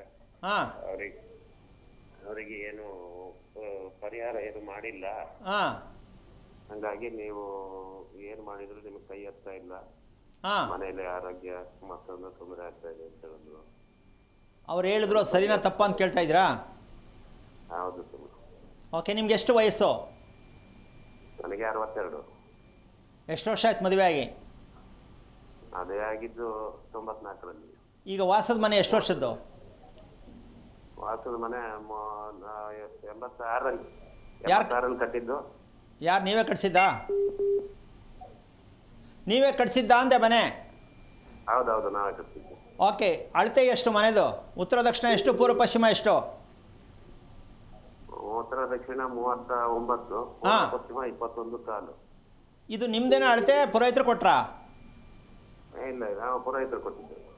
ಓಕೆ, ಈಗ ನಾನು ಇದಕ್ಕೆ ಪ್ರಶ್ನೆ ಉತ್ತರ ಹೇಳ್ತೀನಿ. ಹಾ. 39 ಉತ್ತರ ದಕ್ಷಿಣ. ಉತ್ತರ ದಕ್ಷಿಣ 39 ಕಾಲು. ಓಕೆ, ನೀವೇನು ಓದಿದ್ದೀರಾ? ನಾನು ಓದಿಲ್ಲ. ಓಕೆ, ಒಳ್ಳೆಯದಾಯಿತು. ವಿಷಯ ತಿಳ್ಕೊಳ್ಳಿ. ನೀವು ಮನೆ ಕಟ್ಟುವಾಗ ಪ್ರಾರಂಭ ಮಾಡ್ತಕ್ಕಂಥ ಸಮಯದಲ್ಲಿ ಅಥವಾ ಪ್ರವೇಶ ಮಾಡಿದ ಮೇಲೆ ಅಥವಾ ಈಗ ಯಾವಾಗ ಹಾವು ನಿಮ್ಮ ಮನೆಯಲ್ಲಿ ನೋಡಿದ್ರಿ? ಇಲ್ಲ, ಪ್ರವೇಶ ಮಾಡಿ ಒಂದು 7-8 ವರ್ಷದ ಮೇಲೆ ಸಣ್ಣದೊಂದು ಮರಿ ಒಂದು 3 ದಿವಸ ಮನೆಯೊಳಗೆ ಬಂದಿತ್ತು. ಒಂದು ನಿಮಿಷ ಸಾಕು, ಅಷ್ಟೇ ಸಾಕು. ಈಗ ಇದಕ್ಕೆ ಸಾಕ್ಷಿ, ಎಲ್ಲರ ಮನೆಗೆ ಹಾವು ಬರಲ್ಲ. ಅದು ಹಾವಿನ ಮರಿ ಆಗ್ಬೋದು, ಯಾವುದೋ ಹಾವು ಆಗಿರ್ಬೋದು. ಅದು ನಾಗರಾವೇ ಆಗಬೇಕು, ದೇವರಾವೇ ಆಗಬೇಕು ಅಂತಿಲ್ಲ. ಹಾವು ಯಾವ ಮನೆಗೆ ಬರುತ್ತೆ, ಯಾವ ಮನೆ ಹತ್ರ ಬರುತ್ತೆ ಅಂದರೆ, ಇವ್ರು ಕಟ್ಟೋದು 39 ಅಡಿ ಉತ್ತರ ದಕ್ಷಿಣ. ಹೌದು. ಇದು ಹಾವು ಹೆಂಗೆ ಮಲ್ಕೊಳ್ಳುತ್ತೆ ಹಂಗೆ ಮನೆ ಕಟ್ಟಿದ್ದಾರೆ. ಕೇಳಿಸ್ಕೊತಾ ಇದ್ದೀರಾ? ಕೇಳ್ತಾ ಇದ್ದಾರೆ. ಹಾವಿಗಾಗಿ ಮನೆ ಕಟ್ಟಿದ್ದೀರಾ, ಹಾವು ವಾಸ ಮಾಡೋಕ್ಕಾಗಿ ಮನೆ ಕಟ್ಟಿದ್ದೀರಾ. ಅದಕ್ಕೆ ಹಾವು ಬಂದು ತೋರಿಸ್ತಾ ಇದೆ, ನೀನು ಮನೆ ಬಿಟ್ಟು ಹೋಗು, ಇಲ್ಲ ಊರು ಬಿಟ್ಟು ಹೋಗು, ಇಲ್ಲ ಪ್ರಪಂಚನೇ ಬಿಟ್ಟು ಹೋಗು, ನಂದು ಇದು ಮನೆ ಅಂತ ಅದು ಬಂದು ತೋರಿಸ್ತಾ ಇದೆ. ಇದೇ ನಿಮ್ಮ ನಿಜವಾದ ಜ್ಯೋತಿಷ್ಯ ಶಾಸ್ತ್ರ ತತ್ವ. ಮಾಂದಿ ಐತೆ, ಗುರು ಅಲ್ಲಿ ಬಂದವನೇ, ಗುರು ಇಲ್ಲಿ ಒಯ್ದವನೇ, ಬಿಡದಿ ಹತ್ರ ಬತ್ತಾವನೆ, ಇದೆಲ್ಲ ಕಥೆ ಅಲ್ಲ. ಅರ್ಥ ಆಯ್ತಾ ನಿಮಗೆ? ಹೇಳಿದೆ. ಅವ್ರನ್ನೇ ಒಂದು ಮನೆ ಮಾಡಿ ಪಕ್ಕದಲ್ಲಿ ಇರಿಸ್ಕೊಂಡು ದಿನ ಒಂದೊಂದು ಶಾಸ್ತ್ರ ಕೇಳ್ತಾರಿ, ಮಾಡಿಸ್ತಾರಿ, ಒಳ್ಳೇದಾಗಲ್ಲ. ಕಾರಣ ನಿಮ್ಮ ಮನೆ ಇರೋದು ಯಮನ ದಿಕ್ಕಿಗೆ, ರಾಹುಕೇತು ಇರ್ತಕ್ಕಂಥ ಮನೆಯಲ್ಲಿ ನೀವಿರೋದು. ಯೋಚನೆ ಮಾಡೋದು, ಸಾಲ ಮಾಡ್ಕೊಳ್ಳೋದು, ಅನಾರೋಗ್ಯದಲ್ಲಿ ಅನುಭವಿಸೋದು. ಕೇಳ್ಕೊತಾ ಇದೆಯಾ? ಕೇಳ್ತಾ ಇದೆ. ಮನೆ ಕಟ್ಟಬೇಕಾದ್ರೆ ಸೂರ್ಯನ ಕಡೆಗೆ ಹೋಗ್ಬೇಕಾ, ಯಮನ ಕಡೆಗೆ ಹೋಗ್ಬೇಕಾ? ಬಾಗಿಲಿರೋದು ರಸ್ತೆ ಇರೋದೇ ಯಮನ್ ಕಡೆನೇ. ಯಮನ ಬಾಗಿಲೇ ಅದು. ಸರಿ, ನಾ ಸ್ವಲ್ಪ ಯೋಚನೆ ಮಾಡಿ. ಯಮನ ಏನು ಕೊಡ್ತಾನೆ? ಕಷ್ಟ, ದುಃಖ, ಸಾಲ, ಅನಾರೋಗ್ಯ, ಹಾರ್ಟ್ ಅಟ್ಯಾಕು ಎಲ್ಲ ಅದೇ ಕೊಡೋದು. ನೀವು ಅದನ್ನೇ ಮನೆ ಕಟ್ಕೊಂಡಿದ್ದೀರಾ. ಈಗ ಪುರೋಹಿತನ ಕರೆದ್ಬಿಟ್ಟು ಹಾರ ಹಾಕ್ಬಿಟ್ಟು ಕೂರಿಸಿ ಮನೇಲಿ, ಹೇಳೋದ್ನಲ್ಲ ಕಮಂಗಿ ಮುಂಡೆದು. ಏನು ಮಾಡೋಣ, ಪ್ರಪಂಚದ ತುಂಬ ಇಂಥವರೇ ಇರೋದು. ಪಂಚಾಂಗದಲ್ಲಿ ಪ್ರಿಂಟ್ ಹಾಕಿ ಇಟ್ಬಿಟ್ಟವ್ರೆ. ಪಂಚಾಂಗ ಕಾಸು ಕೊಟ್ಟು ತಗೊಂಡ್ಬಿಡ್ತಾರೆ. ಯುಗಾದಿ ಹಬ್ಬದಲ್ಲಿ ಅರ್ಶಿನ ಕುಂಕುಮ ಹಚ್ಚಿ ಪೂಜೆ ಮಾಡಿಬಿಡ್ತಾರೆ. ಬಂದವರಿಗೆಲ್ಲ ಸುಳ್ಳು ಹೇಳಿ ಕಳಿಸ್ತಾರೆ. ಏನು ಮಾಡೋಣ ಈಗ? ಇದನ್ನು ಮಡ್ಕೊಂಡು ನಿಮ್ಗೆ ಅದು ಚೆನ್ನಾಗಿಲ್ಲ, ಇದು ಚೆನ್ನಾಗಿಲ್ಲ, ಯುಗಾದಿ ಕಳೀಲಿ ಅಂತ ಹೇಳ್ತಾರಲ್ಲ, ನೀವು ಎಷ್ಟು ಮಟ್ಟಿಗೆ ತಿಳ್ಕೊಂಡಿದ್ದೀರಾ, ಬುದ್ಧಿವಂತರಾಗಿದ್ದೀರಾ? ಇದೆಲ್ಲ ವಿಚಾರ. ವಾಸಸ್ಥಾನ ಪ್ರತಿಯೊಂದು ನಿಮ್ಮ ಕುಟುಂಬದ ರಹಸ್ಯವನ್ನು ತೋರಿಸುತ್ತೆ. ನಿಮ್ಮ ವಾಸದ ಮನೆಯಿಂದ ಆರೋಗ್ಯ, ಅಭಿವೃದ್ಧಿ, ನೆಮ್ಮದಿ ಸಿಗುತ್ತೆ. ಈ ಸತ್ಯವನ್ನು ನೀವು ತಿಳ್ಕೊಳ್ಳೋವರೆಗೂ ಶಾಸ್ತ್ರ ಕೇಳೋದು, ದೇವ್ರ ಹತ್ರ ಕೂತ್ಕೊಂಡು ಹೇಳೋದು, ಯೋಚನೆ ಮಾಡೋದನ್ನು ಬಿಡಿ. ಫಸ್ಟು ನಾನು ಮನೆ ಕಟ್ಟಲೇಬಾರ್ದಾಗಿತ್ತು, ಆರಿದ್ರಾ ನಕ್ಷತ್ರ, ಕಟ್ಟಂಗಿಲ್ಲ, ಕಟ್ಟಿದ್ದೀನಿ, ಕಟ್ಟಿದ ಮೇಲೆ ಏನೆಲ್ಲ ಅನುಭವಿಸ್ತಾ ಇದ್ದೀನಿ, ಬರ್ಕೊಳ್ಳಿ ಒಂದು ಲೈನು. ನೀವು ಮನೆ ಕಟ್ಟಂಗಿರಲಿಲ್ಲ, ಯಾಕೆ ಕಟ್ಟಿದ್ರಿ? ಈಗ ಹೇಳ್ದವನಿಗೆ ಗೊತ್ತಿಲ್ಲ, ಆರಿದ್ರಾ ನಕ್ಷತ್ರಕ್ಕೆ ಸ್ವಂತ ಮನೆ ಇದೆಯಾ ಇಲ್ಲ, ಮತ್ತು ಹೆಂಗೆ ಕಟ್ಟದ ಹೇಳೋದು ಅವನು. ನೀವೇನು ಕೇಳಿದ್ರಿ? ಅರ್ಥ ಮಾಡ್ಕೊಳ್ಳಿ. ನೀವೇನು ತಿಪ್ಪರ್ಲಾಗ ಹಾಕಿದ್ರೂ ನಿಮ್ಗೆ ಪರಿಹಾರ ಸಿಕ್ಕಲ್ಲ. ಹಾಗಂತ ಮನೆ ಬಿಟ್ಬಿಡಿ ಅಂತ ನಾನು ಹೇಳ್ತಾ ಇಲ್ಲ. ಒಂದು ತಿಳ್ಕೋಬೇಕು, ನಾನು ಸ್ವಂತ ಮನೆಯಲ್ಲಿ ವಾಸ ಮಾಡಬೇಕಾ ಬೇಡವಾ? ಮಾಡೋದಾದರೆ ಏನು ತಿಳ್ಕೋಬೇಕು, ಏನು ಮಾಡಬೇಕು ಅಂತ ತಿಳ್ಕೊಳ್ಳೋಕೆ ಪ್ರಯತ್ನ ಮಾಡಿ. ಎಲ್ಲ ಗ್ರಹಗಳು, ಎಲ್ಲ ಮಾಂದಿ ನಿಮ್ಮ ಮನೆ ಒಳಗಡೆ ಕೂತಿದ್ದಾರೆ. ಫಸ್ಟು ಮನೆಯನ್ನು ನೀವು ತಿಳ್ಕೊಳ್ಳೋಕೆ ಪ್ರಯತ್ನ ಮಾಡಿದ್ರೆ ಇಡೀ ಕುಟುಂಬನೇ ಸೇಫ್ ಆಗುತ್ತೆ. ಇದು ತಿಳ್ಕೊಳ್ಳಿ, ಪ್ರಯತ್ನ ಮಾಡಿ, ಒಳ್ಳೆಯದಾಗಲಿ. ಓಕೆ, ಧನ್ಯವಾದ ಕರೆ ಮಾಡಿದ್ದಕ್ಕೆ. ಇನ್ನೊಬ್ರು ಕಾಲರ್ ಇದ್ದಾರೆ ಗುರುಜಿ, ಶೋಭಾ ಅಂತ ಚಳ್ಳಕೆರೆಯಿಂದ. ನಮಸ್ತೆ. ನಮಸ್ತೆ ಅಮ್ಮ, ಯಾರ ಬಗ್ಗೆ ಕೇಳಬೇಕಿತ್ತು? ಯಾರ ಬಗ್ಗೆ ಕೇಳಬೇಕಿತ್ತು? ಹಲೋ, ಟಿವಿ ನೋಡ್ಕೊಂಡು ಮಾತಾಡಬೇಡಿ, ಕಾಲ್ ಕಟ್ ಆಗುತ್ತೆ. ಯಾರ ಬಗ್ಗೆ ಕೇಳಬೇಕಿತ್ತು? ನನ್ನ ಮಗನ ಬಗ್ಗೆ ಕೇಳಬೇಕಾಯ್ತು ಮೇಡಮ್. ಅವ್ರ ನಕ್ಷತ್ರ ಹೇಳಿಮ್ಮ. ರೋಹಿಣಿ ನಕ್ಷತ್ರ, ವೃಷಭ ರಾಶಿ. ಓಕೆ, ರೋಹಿಣಿ ನಕ್ಷತ್ರ. ಗುರೂಜಿ ಇದ್ದಾರೆ, ಹಲೋ. ಹಲೋ, ಹರಿ ಓಂ ಗುರುಗಳೇ. ನಾರಾಯಣ. ಹುಡುಗಿನ ಹುಡುಗನ? ಹುಡುಗ. ಎಷ್ಟು ವಯಸ್ಸು? 6 ತಿಂಗಳು ಗುರುಗಳೇ. 6 ತಿಂಗಳು. ಮೊದಲನೇ ಮಗುನಾ? ಹಾಂ ಗುರುಗಳೇ, ಮೊದಲನೇ ಮಗು. ಏನು ಓದಿದ್ಯಮ್ಮ ನೀನು? ನಂದು PUC ಆಗಿತ್ತೆ ಗುರುಗಳೇ. ಎಷ್ಟು ವರ್ಷ ಆಯ್ತು ಮದುವೆ ಆಗಿ? 1.5 ವರ್ಷ ಆಯಿತು. ವಾ, 1.5 ವರ್ಷ ಮಗು ಅಂದರೆ 1 ವರ್ಷದ ಮಗು, 1.5 ವರ್ಷ ಮದುವೆ. ಅಬ್ಬಾ. ಓಕೆ, ನಿಮ್ಮ ಯಜಮಾನ್ರು ಏನು ಮಾಡ್ತಾರೆ? ಅವರು ವ್ಯವಸಾಯ ಗುರುಗಳೇ. ಹೌದು. ಓಕೆ, ಈಗ ಏನು ಕೇಳಬೇಕು ಅಂತ ಮಾಡಿದೆ? ಪಾಪುಗೆ ಹುಟ್ಟಿದಾಗಿದ್ದ ಒಂದು ಕಣ್ಣಲ್ಲಿ ಯಾವಾಗೂ ನೀರು ಸೋರೋದ್ರಲ್ಲಿ ಇರುತ್ತೆ ಗುರುಗಳೇ. ಎಡಗಡೆನಾ ಬಲಗಡೆನಾ? ಬಲಗಡೆ 2 ಸೋರುತ್ತಿತ್ತು, ಒಂದು ಕಡೆ ಕಣ್ಣು ನಿಲ್ಸಿ, ಇನ್ನೊಂದು ಕಡೆ ತುಂಬ ಸೋರುತ್ತೆ. ಓಕೆ, ಈಗ ಅದನ್ನು ತೋರಿಸ್ತಾರ ಡಾಕ್ಟ್ರಿಗೆ? ತೋರ್ಸಿದ್ವಿ, ಆಯಿಲ್ಮೆಂಟು ಡ್ರಾಪ್ ಅದೇನು ಕೊಡ್ತಾನೆ ಇದಾರೆ, ಅದೇನು ಸ್ವಲ್ಪ ಇದಾಗ್ತಾ ಇಲ್ಲ. ಕಾರಣ ಕೇಳಬೇಕಿತ್ತು ಏನಕ್ಕಾಗಿದೆ ಅಂತ. ಕೇಳಿದ್ರೆ ಡ್ರಾಪ್ ಬಿಟ್ರೆ ಏನು ಹೋಗುತ್ತೆ ಅಂತಾರೆ, ಅದು ಏನು ಗೊತ್ತಾಗಂಗಿಲ್ಲ. ಓಕೆ, ನೀನು ಗಾಬರಿ ಆಗಬೇಡ, ತಿಳ್ಕೊ ಅಷ್ಟೇ. ನಿಂದು ಮಂತ್ಲಿ ಕರೆಕ್ಟ್ ತಿಂಗಳು ರಜಾದ ಸಮಯ ಚೆನ್ನಾಗಿತ್ತ ನಿನಗೆ? ಆ ಕರೆಕ್ಟ್ ಟೈಮ್ಗೆ ಆಗ್ತಿದ್ದ? ಸ್ವಲ್ಪ ಯೋಚನೆ ಮಾಡು. ಆಗ್ತಿದೆ ಅಂದ್ರೆ ಒಂದಿನ ತಪ್ಪದೆ 2 ದಿನ ಆಗ್ಬಿಟ್ಟಿದೆ ಗುರುಗಳೇ. ಅಂದರೆ 2 ದಿನ 3 ದಿನ ವ್ಯತ್ಯಾಸ ಆಗ್ತಿತ್ತು. ಇಲ್ಲ, ಇವತ್ತಿದ್ರೆ ತಿರ್ಗಿ ನಾಳೆ ಆಗ್ಬೋದು, ಇಲ್ಲಾಂದ್ರೆ ಸಾಯಂಕಾಲ ಆಗ್ತಿದ್ದೆ. ಓಕೆ, ಈಗ ನೀವು ಊಟ ಮಾಡ್ತಾ ಇರ್ತಕ್ಕಂಥದ್ದು, ನೀವು ಗಂಡ ಹೆಂಡತಿ ಊಟ ಮಾಡ್ತಕ್ಕಂಥ ಸಮಯ ರಾತ್ರಿ ಎಷ್ಟು ಗಂಟೆ? ನೈಟು 8 ಗಂಟೆಗೆ ಊಟ ಮಾಡ್ತಿದ್ರು, ನಾವು ಯಜಮಾನ್ರು. ಓಕೆ, ಎಷ್ಟೊತ್ತಿಗೆ ಮಲಗೋದು? 10 ಗಂಟೆಗೆ ಮಲಗ್ತೀವಿ. ಕೋಪ ಅಂತಕ್ಕಂಥದ್ದು ನಿನಗೆ ಜಾಸ್ತಿನಾ ನಿಮ್ಮ ಯಜಮಾನ್ರಿಗೆ ಜಾಸ್ತಿನಾ? ನಮ್ಮ ಯಜಮಾನ್ರಿಗೆ. ಊಟ ಮಾಡುವಾಗ ನಿಮ್ಮಿಬ್ಬರಲ್ಲಿ ಮಾತಾಡೋದು ಅಭ್ಯಾಸ ಯಾರಿಗೆ? ನಿನ್ಗ ನಿಮ್ಮ ಯಜಮಾನ್ರಿಗ? ಇಬ್ಬರಿಗೂ ಇದೆ ಗುರುಗಳೇ. ಇದು ಈ ಪ್ರಾಬ್ಲಮ್ಮೇ ನಿನ್ನ ಮಗು ಅನುಭವಿಸ್ತಾ ಇರೋದು. ಊಟ ಮಾಡುವಾಗ ಸುಮ್ಮನೆ ಬೊಗಳ್ತಿರೋದು. ಆ ಕಿತ್ತೋಗಿರೋ ವಿಷಯ ಊಟ ಮಾಡುವಾಗ ಯಾಕ್ರಿ? ನೆಮ್ಮದಿಯಾಗಿ ತಿನ್ನಿರಿ. ಮನುಷ್ಯರ ನೀವು ರಾಕ್ಷಸರು. ಅದು ತಿನ್ನುವಾಗಲೂ 28 ಕಮಿಟ್ಮೆಂಟ್ ಬೊಗಳ್ತಾ ಇರೋದು. ಯಾಕೆ ಬೊಗಳೋದು ಅಂತ ಹೇಳ್ತಾ ಇದ್ದೀನಿ ಅಂದರೆ, ಮನುಷ್ಯರೇ ಆಗಿಲ್ಲ ನಾವು ಮನುಷ್ಯರಾಗಿದ್ದರೆ ಭಕ್ತಿಯಿಂದ ತಲೆ ಬಗ್ಗಿಸ್ಕೊಂಡು ಭಗವಂತನ ಸ್ಮರಣೆ ಮಾಡಿಕೊಂಡು ಊಟ ಅನ್ನತಕ್ಕಂಥದ್ದನ್ನು ಬಾಯಲ್ಲಿ ಹಾಕ್ಕೊಂಡು ದೇವನ ಸ್ಮರಣೆ ಮಾಡಿ ಅಗಿತಾರಲ್ಲ, ಅವರು ಮನುಷ್ಯರು. ಅತ್ತಾಗಿತ್ತಾಗ ನೋಡ್ಕೊಂಡು ಕೋತಿಗಳಂಗೆ ಟಿ ವಿಲಿ ನೋಡಿಕೊಂಡು ಮೊಬೈಲಲ್ಲಿ ಮಾತಾಡ್ಕೊಂಡು ರೋಯ್ಕೊಂಡು ಗಪ್ಕ ಅಂತ ನುಂಗ್ಬಿಟ್ಟು ಬಟ್ಟೆಗೆ ಒರೆಸ್ಕೊಂಡು ಹೋಗಿ ಕುತ್ಕೊಂಡ್ಬಿಡೋದು ಕೆಲಸಕ್ಕೆ. ಯಾಕೆಂದರೆ ಅದಕ್ಕೆ ಹುಟ್ಟಿರೋದು ಈ ಜೀವನದಲ್ಲಿ. ನೆಮ್ಮದಿ ಅಂತಕ್ಕಂಥದ್ದು ಊಟದಲ್ಲಿ ಯಾರು ನೆಮ್ಮದಿಯಾಗಿಲ್ವೋ ಅವ್ರಿಗೆ ಮಕ್ಕಳು ಬೇಡ್ರಿ. ಈಗ ತಾನೇ ಹೇಳಿದೆ ನಾನು, ರಾತ್ರಿ ಊಟ ಮಾಡೋ ಸೋಮಾರಿಗಳಿಗೆ ನಾವು ಕಮಿಟ್ಮೆಂಟ್ ಕೇಳ್ತಾ ಇಲ್ಲ. ನನಗೆ ಕೆಲಸಕ್ಕೆ ಹೋಗಬೇಕು, ನನಗೆ ಅದೆಲ್ಲ ಕಮಿಟ್ಮೆಂಟ್ಗಾದರೆ ಮಕ್ಕಳು ಮಾಡ್ಕೋಬಾರ್ದು. ಮಕ್ಕಳು ಹುಟ್ಟಿದ ಮೇಲೆ ಅನುಭವಿಸ್ಬೇಕು. ಯಾಕೆ ಅಂದರೆ ನಮ್ಗೆ ಸಮಯ ಇಲ್ಲ, ನಾವು ಸಂಪಾದನೆ ಮಾಡೋಕ್ಕೆ ಬಂದಿರೋದು ಈ ಭೂಮಿಗೆ. ಮಗು ಆ ಮಟ್ಟಕ್ಕೆ ಭಗವಂತ ಮಗುವಿನ ರೂಪದಲ್ಲಿ ಬರ್ತಾನಂತಮ್ಮ. ಧರ್ಮದಲ್ಲಿದೆ, ಭಗವಂತ ಪ್ರತ್ಯಕ್ಷವಾಗಿ ಬರೋಕ್ಕಾಗಲ್ರಿ. ದೇವಸ್ಥಾನದಲ್ಲಿ ಕೂತಿಲ್ಲ ರೀ ಭಗವಂತ, ಮಗುವಿನ ರೂಪದಲ್ಲಿ ಬರ್ತಾನೆ. ನೀವು ಆ ಮಗು ಪಡೀತಕ್ಕಂಥದ್ದು ಭಗವಂತ ನಮ್ಮ ಮನೆಗೆ ಬರ್ತಾನೆ ಅಂತಕ್ಕಂಥ ಪ್ರಜ್ಞೆ ಇಲ್ಲದೆ, ತಿಂತಕ್ಕಂಥ ಊಟ ಗೊತ್ತಿಲ್ಲ, ಮಲಕೋ ಸಮಯ ಗೊತ್ತಿಲ್ಲ, ಉಸಿರಾಡೋದು ಗೊತ್ತಿಲ್ಲ. ಯಾವ ಪುರುಷಾರ್ಥಕ್ರಿ ಮಕ್ಕಳು? ಏನಕ್ರಿ ಮಕ್ಕಳು? ಬರೀ ರೋಗದವೇ ಹುಡ್ತಾ ಇರೋದು ಅಂತ ನಾವು ತಿಳ್ಕೊಳ್ಳೋದು ಯಾವಾಗ? ನಾವು ರೋಗದವೇ, ಅಪ್ಪ ಅಮ್ಮ ರೋಗದ್ದು. ಒಳ್ಳೆ ಮಗು ಹೆಂಗಮ್ಮ ಬರುತ್ತೆ? ಬರಲ್ಲ ಅಲ್ವಾ? ಒಳ್ಳೆ ದಾಂಪತ್ಯ ಅಂತೆ ಯಾವನು ಹೇಳ್ತಾನೆ ಹೇಳ್ರಿ? ಒಳ್ಳೆ ದಾಂಪತ್ಯ ಎಲ್ರಿ ಇದೆ ಪ್ರಪಂಚದಲ್ಲಿ? ಒಳ್ಳೆ ದಾಂಪತ್ಯ ಎಲ್ಲ ರೋಗದವೇ. ಕನ್ನಡಕ ಹಾಕಿರೋ ಹೆಣ್ಣೋ ಗಂಡು ಇಬ್ಬರಿಗೆ ಮದುವೆ ಮಾಡಿದ್ರೆ ಮುಗೀತು ಕತೆ. ಸಂತಾನ ಚೆನ್ನಾಗಿರಲ್ಲ. ಇಲ್ಲ ಗಂಡ ಕನ್ನಡಕ ಇಲ್ಲ ಹೆಂಡತಿ ಕನ್ನಡಕ ಹಾಕಿದರೆ ಅಮ್ಮ ಮದುವೆ ಮಾಡ್ಕೋಬಾರ್ದಮ್ಮ ಅವರು. ಯಾಕೆಂದರೆ ಕ್ಯಾಮ್ರಾನೇ ಔಟು. ಮೆದುಳಿಗೆ ಸಂಬಂಧಪಟ್ಟಂತಹ ಕ್ಯಾಮ್ರಾ ಯಾವುದು ಅಂದರೆ ನಮ್ಮ 2 ಕಣ್ಣು. ಹೌದಾ? ಆ ಕಣ್ಣು ಎಷ್ಟು ಚೆನ್ನಾಗಿರುತ್ತೆ ಮೆದುಳು ವರ್ಕ್ ಆಗುತ್ತೆ. ಕಣ್ಣು ಯಾವಾಗ ದೃಷ್ಟಿ ಕಮ್ಮಿ, ಓದುವಾಗಲೇ ಮಕ್ಕಳು ಕನ್ನಡಕ ಹಾಕ್ಸ್ಬಿಡ್ತಾರೆ ಅಪ್ಪ ಅಮ್ಮಂದಿರು. ಕೈಲಿ ಹಿಡ್ಕೊಂಡು ಕರ್ಕೊಂಡು ಹೋಗ್ತಾರೆ, ಧೀರಾದಿಧೀರು ಒಳ್ಳೆ ಮಕ್ಕಳು ಪಡೆದಿದ್ದೀವಿ ನೋಡ್ರಿ ಅಂತ. ಇದು ಒಂದು ನಮ್ಮ ಕರ್ಮ. ಅದಕ್ಕೋಸ್ಕರವಾಗಿ ದಯವಿಟ್ಟು ಕೋಪ ಮಾಡ್ಕೊಳ್ಳೋದಲ್ಲ. ಏನಪ್ಪ ಇವ್ರು ಹಿಂಗೆ ಹೇಳ್ತಾರೆ ಬಾಣ ಬಿಟ್ಟಂಗೆ ಅಂತ ಅನ್ಕೋಬೇಡಿ. ನಿಮಗೆ ಮಲಗಿದಿರಲ್ಲ, ಸ್ವಲ್ಪ ಏಳಿಸ್ತಿದ್ದೀನಿ ಅಷ್ಟೇ ಹೊರತು ನನ್ನ ಉದ್ದೇಶ ಅದಲ್ಲ. ಎಲ್ಲರೂ ತಂಪಾಗಿ ಮಲ್ಕೊಂಬಿಟ್ಟಿದ್ದೀರಾ. ಆ ಮಲಗಿರೋದನ್ನ ಟೈಮ್ ಸರಿಗೆ ಮಲ್ಕೊಂಡ್ರೆ ಚಂದ ಅಂತ ಹೇಳ್ತಕ್ಕಂಥದ್ದು. ರಾತ್ರಿ ಊಟ ಮಾಡುವವರು ಇನ್ನು ಮುಂದೆ ಯಾವುದೇ ಕಾರಣಕ್ಕೂ ಒಳ್ಳೆಯ ಮಗುವನ್ನು ಪಡಿಬೇಕು ಅಂದರೆ ರಾತ್ರಿ ಊಟ ಯಾಕೆ ಅಂತ ಹೇಳ್ತಾನೆ ಇದ್ದೀನಿ, ತಪ್ಪು. ನಾವು ಅದನ್ನು ಬಿಟ್ಟಿಲ್ಲ, ಬಿಡೋದೇ ಇಲ್ಲ. ಅಂದ ಮೇಲೆ ಮಕ್ಕಳು ಏನಾಗಿರ್ತಾರೋ ಅನುಭವಿಸ್ಲೇಬೇಕು. ಅಮ್ಮ ನೀನು ಖುಷಿ ಆಯ್ತಾ ಬೇಜಾರಾಯ್ತಾ? ಖುಷಿ ಆಯ್ತು ಗುರುಗಳು, ಏನಾದ್ರೆ ಬೇಜಾರಿಲ್ಲ. ಈಗ ಒಂದು ನಿಮಿಷ, ಈಗ ನೀನು ಮಗುಗೆ ಮೆಡಿಷನ್ಗೆ ಹೋಗಬೇಕು ಅಂತೇನಿಲ್ಲ. ಇದು ಏನಕ್ಕೆ ಬಂದಿದೆ ಅಂದರೆ ನಿಮ್ಮ ಯಜಮಾನ್ರ ಕೇಳು. ನಿಮ್ಮ ಯಜಮಾನ್ರಿಗೆ ಹಾವು ಕಂಡ್ರೆ ತುಂಬ ಇಷ್ಟ. ಸ್ವಲ್ಪ ಯಾವಾಗ ಅದಕ್ಕೆ ಟಚ್ ಮಾಡಿದ್ರು ಬೇಜಾರಿಗೆ ಯಾವಾಗ ಹೊಡೆದ್ರು ಕೇಳು ನಿಮ್ಮ ಯಜಮಾನ್ರನ್ನ. ಗುರುಗಳೇ ಒಂದ್ಸರಿ ಹೊಡೆದಿದ್ರಂತೆ. ಒಂದ್ಸಲ ಅಲ್ಲಮ್ಮ, ಅಯ್ಯೋ ಅವನು ಖುಷಿ ಮನರಂಜನೆ. ಹಾವು ಕಂಡ್ರೆ ತಲೆ ಮೇಲೆ ಹೊಡೆದ್ರೆ ಹೆಂಗೆ ಹೊಡಿಬೋದು, ಬಾಲದ ಮೇಲೆ ಹೊಡೆದ್ರೆ ಹೆಂಗೆ ಹೊಡಿಬೋದು, ಹೊಟ್ಟೆ ಮೇಲೆ ಹೊಡೆದ್ರೆ ಹೆಂಗೆ ಹೊಡಿಬೋದು, ಈ ಥರ ಮನರಂಜನೆ ಮನುಷ್ಯ ಅವನು. ಅದಕ್ಕೆ ಈ ರೀತಿ ಪನಿಷ್ಮೆಂಟ್. ನಿನಗೆ ಯಾವ ಕಾರಣಕ್ಕೂ ನೆಮ್ಮದಿಯಾದ ಮಗುವನ್ನು ಕೊಡುವುದಿಲ್ಲ.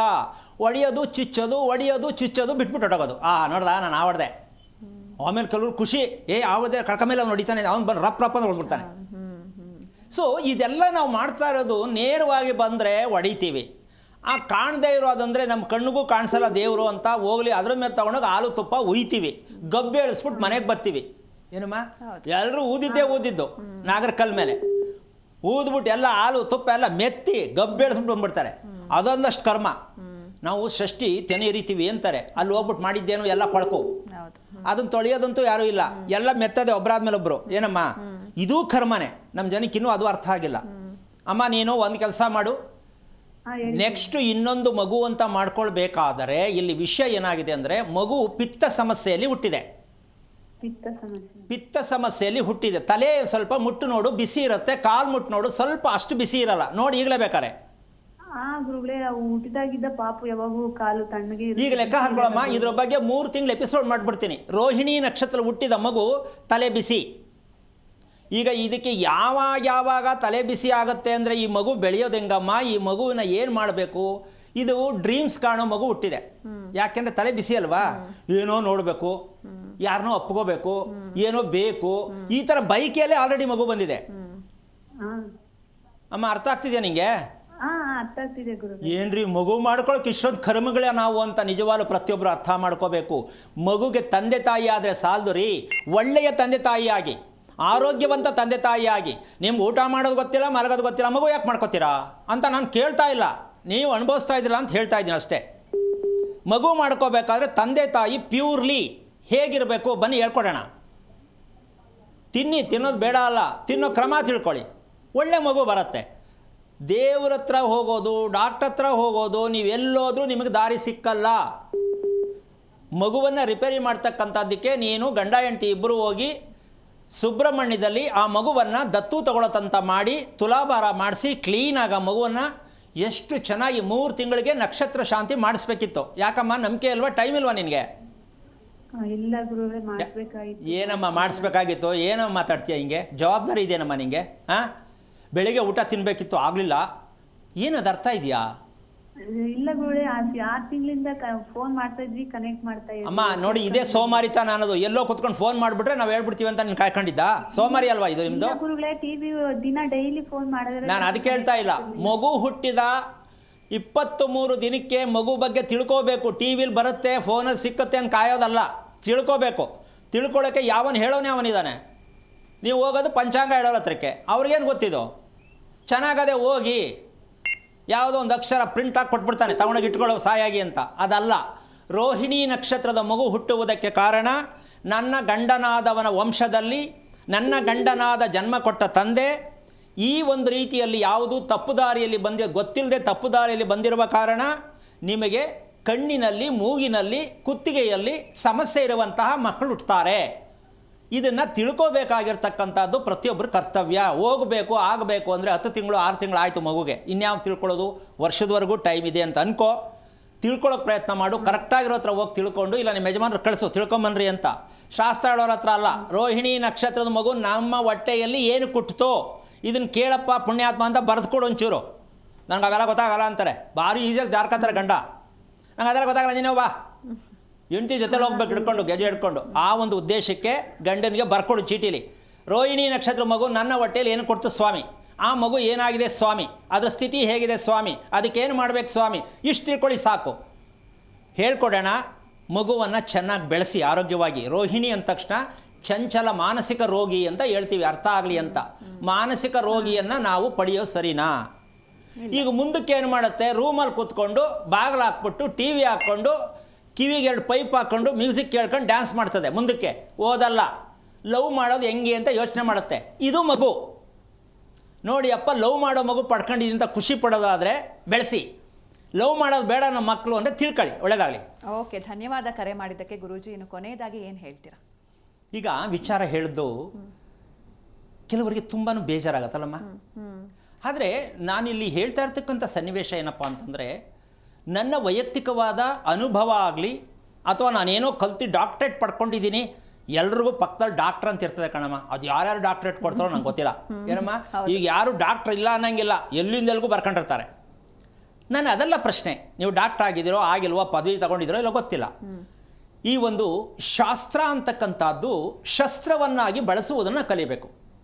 ಶಾಸ್ತ್ರ ಶಸ್ತ್ರ ಆಗಬೇಕು ಅಂದರೆ ಅದನ್ನು ಕಟ್ ಮಾಡಬೇಕು ನಾವು ಬಂದಿರತಕ್ಕಂಥದ್ದು. ಯಾಕೆ ಅಂತಂದರೆ ತಾಯಿಯ ಗರ್ಭದಲ್ಲಿ ಬಂದಿರತಕ್ಕಂತಹ ಆ ಭ್ರೂಣ ವ್ಯವಸ್ಥೆಯಲ್ಲಿ ಮಗು ಆಗಿರಲ್ಲ, ಹೊಟ್ಟೆಲಿರ್ಬೇಕಾದ್ರೆ ಮಗು ಅಂತ ಹೇಳಲ್ಲ, ಪ್ರಪಂಚಕ್ಕೆ ಪಾದಾರ್ಪಣೆ ಆದಮೇಲೆ ಮಗು ಅದು, ಅಲ್ಲಿವರೆಗೂ ಭ್ರೂಣನೇ.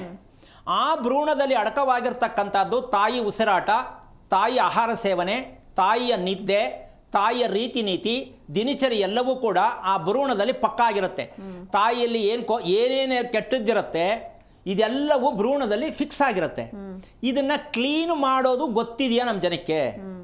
ತೆಗಿಬೇಕಾ ಬೇಡವಾ? ತೆಗಿಬೇಕು. ಎಲ್ಲಿ ತೆಗೆದವ್ರೆ? ಅದಕ್ಕೆ ಒಕ್ಕಳು ಕಟ್ ಮಾಡ್ತೀವಿ ಅಂತಾರಲ್ಲ, ಅವ್ರಿಗೆ ಇದು ಕಿವಿ ಮಾತು. ಒಕ್ಕಳು ಕಟ್ ಮಾಡಿದ್ರೆ ಅಷ್ಟೇ, ಮಗು ತಾಯಿ ದೂರ ಮಾಡಿದ್ರಿ, ಆದರೆ ಆ ತಾಯಿ ಹೊಟ್ಟೆಯಲ್ಲಿ ಇರ್ತಕ್ಕಂಥ ಪ್ರತಿಯೊಂದು ಮಗು ಹೊಟ್ಟೆಗೆ ಬಂದಿದೆ ಅಂತ ಗೊತ್ತಿಲ್ವಲ್ಲ, ಅದನ್ನು ಬೇರ್ಪಡಿಸಿದ್ರಿ. ಈಗ ರೋಗ ಏನಿತ್ತು ತಾಯಿ ಹೊಟ್ಟೆಲಿ ಇರ್ತಕ್ಕಂಥದ್ದೆಲ್ಲ ರೋಗ ಬೇರ್ಪಡಿಸ್ಬೇಕಲ್ಲ. ಇದನ್ನು ಪಡಿಸ್ಬೇಕು ಅಂದರೆ ನಾವು ಹೇಳ್ಕೊಡ್ತೀವಿ. ಬೇರೆ ಮಾಡೋದು ಹೇಗೆ? ತಾಯಿ ಮಗುವನ್ನು ಒಕ್ಕಳು ಕಟ್ ಮಾಡಿ ಬೇರೆ ಮಾಡಿದ್ರಿ, ರೋಗ ಬೇರೆ ಮಾಡೋದು ಯಾವಾಗ? ಮಾಡಬೇಕಾ ಬೇಡ? ಮಾಡಬೇಕು. ಹಾಗೆ ನಾವು ಮಕ್ಕಳ ರೋಗವನ್ನು ಬೇರೆ ಮಾಡೋದು, ತಾಯಿಯಿಂದ ಬಂದಿರತಕ್ಕಂಥ ತಂದೆಯಿಂದ ಬಂದಿರತಕ್ಕಂಥ ರೋಗಗಳನ್ನು ಕತ್ತರಿಸೋದು ಕಲ್ತಿಲ್ಲ ನಾವು. ಒಕ್ಕಳು ಮಾತ್ರ ಕತ್ತರಿಸ್ತೋ, ತಪ್ಪಲ್ವಾ ಇದು? ಹಾಗೆ ಕತ್ತರಿಸೋ ವಿಧಾನ ಏನು ಅಂತ ಹೇಳ್ಕೊಡ್ತೀನಿ. ತಿಳ್ಕೊಳ್ಳೋದಾದರೆ ಮಕ್ಕಳನ್ನು ದೇವರನ್ನಾಗೆ ಬೆಳೆಸಿ, ಮಕ್ಕಳನ್ನು ದೇವರನ್ನಾಗೆ ಪಡ್ಕೊಳ್ಳಿ, ಆಗ ನೀವು ದೇವರಾಗ್ತೀರಾ. ಇಲ್ಲ ಅಂದರೆ ಈ ಕಿತ್ತೋಗಿರೋ ಶಾಸ್ತ್ರ ಕೇಳ್ಕೊಂಡು ಜೀವನದಲ್ಲಿ ಏನೂ ಒಳ್ಳೆಯದಾಗಲ್ಲ. ನಾವು ಕಿತ್ತೋಗಿರಬಾರ್ದು, ನಾವು ಕರೆಕ್ಟಾಗಿರೋಣ, ಶ್ರೇಯಸ್ಕರವಾಗಿ ಬದುಕೋಣ, ನೆಮ್ಮದಿಯಾಗಿ ಕಾಲ ಕಳೀಣ ಅಂತಕ್ಕಂಥ ಆರೋಗ್ಯವನ್ನು ನೀವೆಲ್ಲರೂ ಕಾಪಾಡ್ಕೋಬೇಕು, ಇಟ್ಕೋಬೇಕು ಅಂತ ಹೇಳ್ತಾ ಕಾರ್ಯಕ್ರಮ ಮುಗಿಸ್ತಾ ಇದ್ದೀನಿ. ಜೈ ಶ್ರೀರಾಮ್. ಖಂಡಿತ ಗುರುಜಿ, ಇನ್ನು ಇಷ್ಟು ಹೊತ್ತು ಸಾಕಷ್ಟು ವಿಷಯಗಳನ್ನ ತಿಳಿಸ್ಕೊಟ್ರಿ, ಧನ್ಯವಾದಗಳು. ನೋಡಿದ್ರಲ್ವಾ ವೀಕ್ಷಕರೇ, ಇವತ್ತಿನ ಸಂಚಿಕೆಯಲ್ಲಿ ನಮ್ಮ ಜೀವನ ಸುಂದರವಾಗಿ ಇರಬೇಕು ಅಂತ ಅಂದರೆ ನಮ್ಮ ಪ್ರಯತ್ನ ಹೇಗಿರಬೇಕು ಅಂತ ಗುರುಗಳು ತಿಳಿಸ್ಕೊಟ್ರು. ಇದಾಗಿತ್ತು ಇವತ್ತಿನ ವಿಶೇಷ. ನೋಡ್ತಾ ಇರಿ ಜೀ ಕನ್ನಡ ನ್ಯೂಸ್, ಸತ್ಯವೇ ಸುದ್ದಿಯ ಜೀವಾಳ. ಹೆಚ್ಚಿನ ಮಾಹಿತಿಗಾಗಿ ಸಂಪರ್ಕಿಸಿ ಶ್ರೀಮಾನ್ ಶ್ರೀ ಪುರುಷೋತ್ತಮ್ ದೇಶಿಕ್ ಗುರೂಜಿ, ಶ್ರೀ ಧರ್ಮ ಮಾರ್ಗ ಕಚೇರಿ, ನಂಬರ್ 532, ಮಲಥಳ್ಳಿ ಮುಖ್ಯ ರಸ್ತೆ, ಬೆಂಗಳೂರು 560056. ಸಂಪರ್ಕಿಸಿ 9148639933, 8618915231, 91082588834.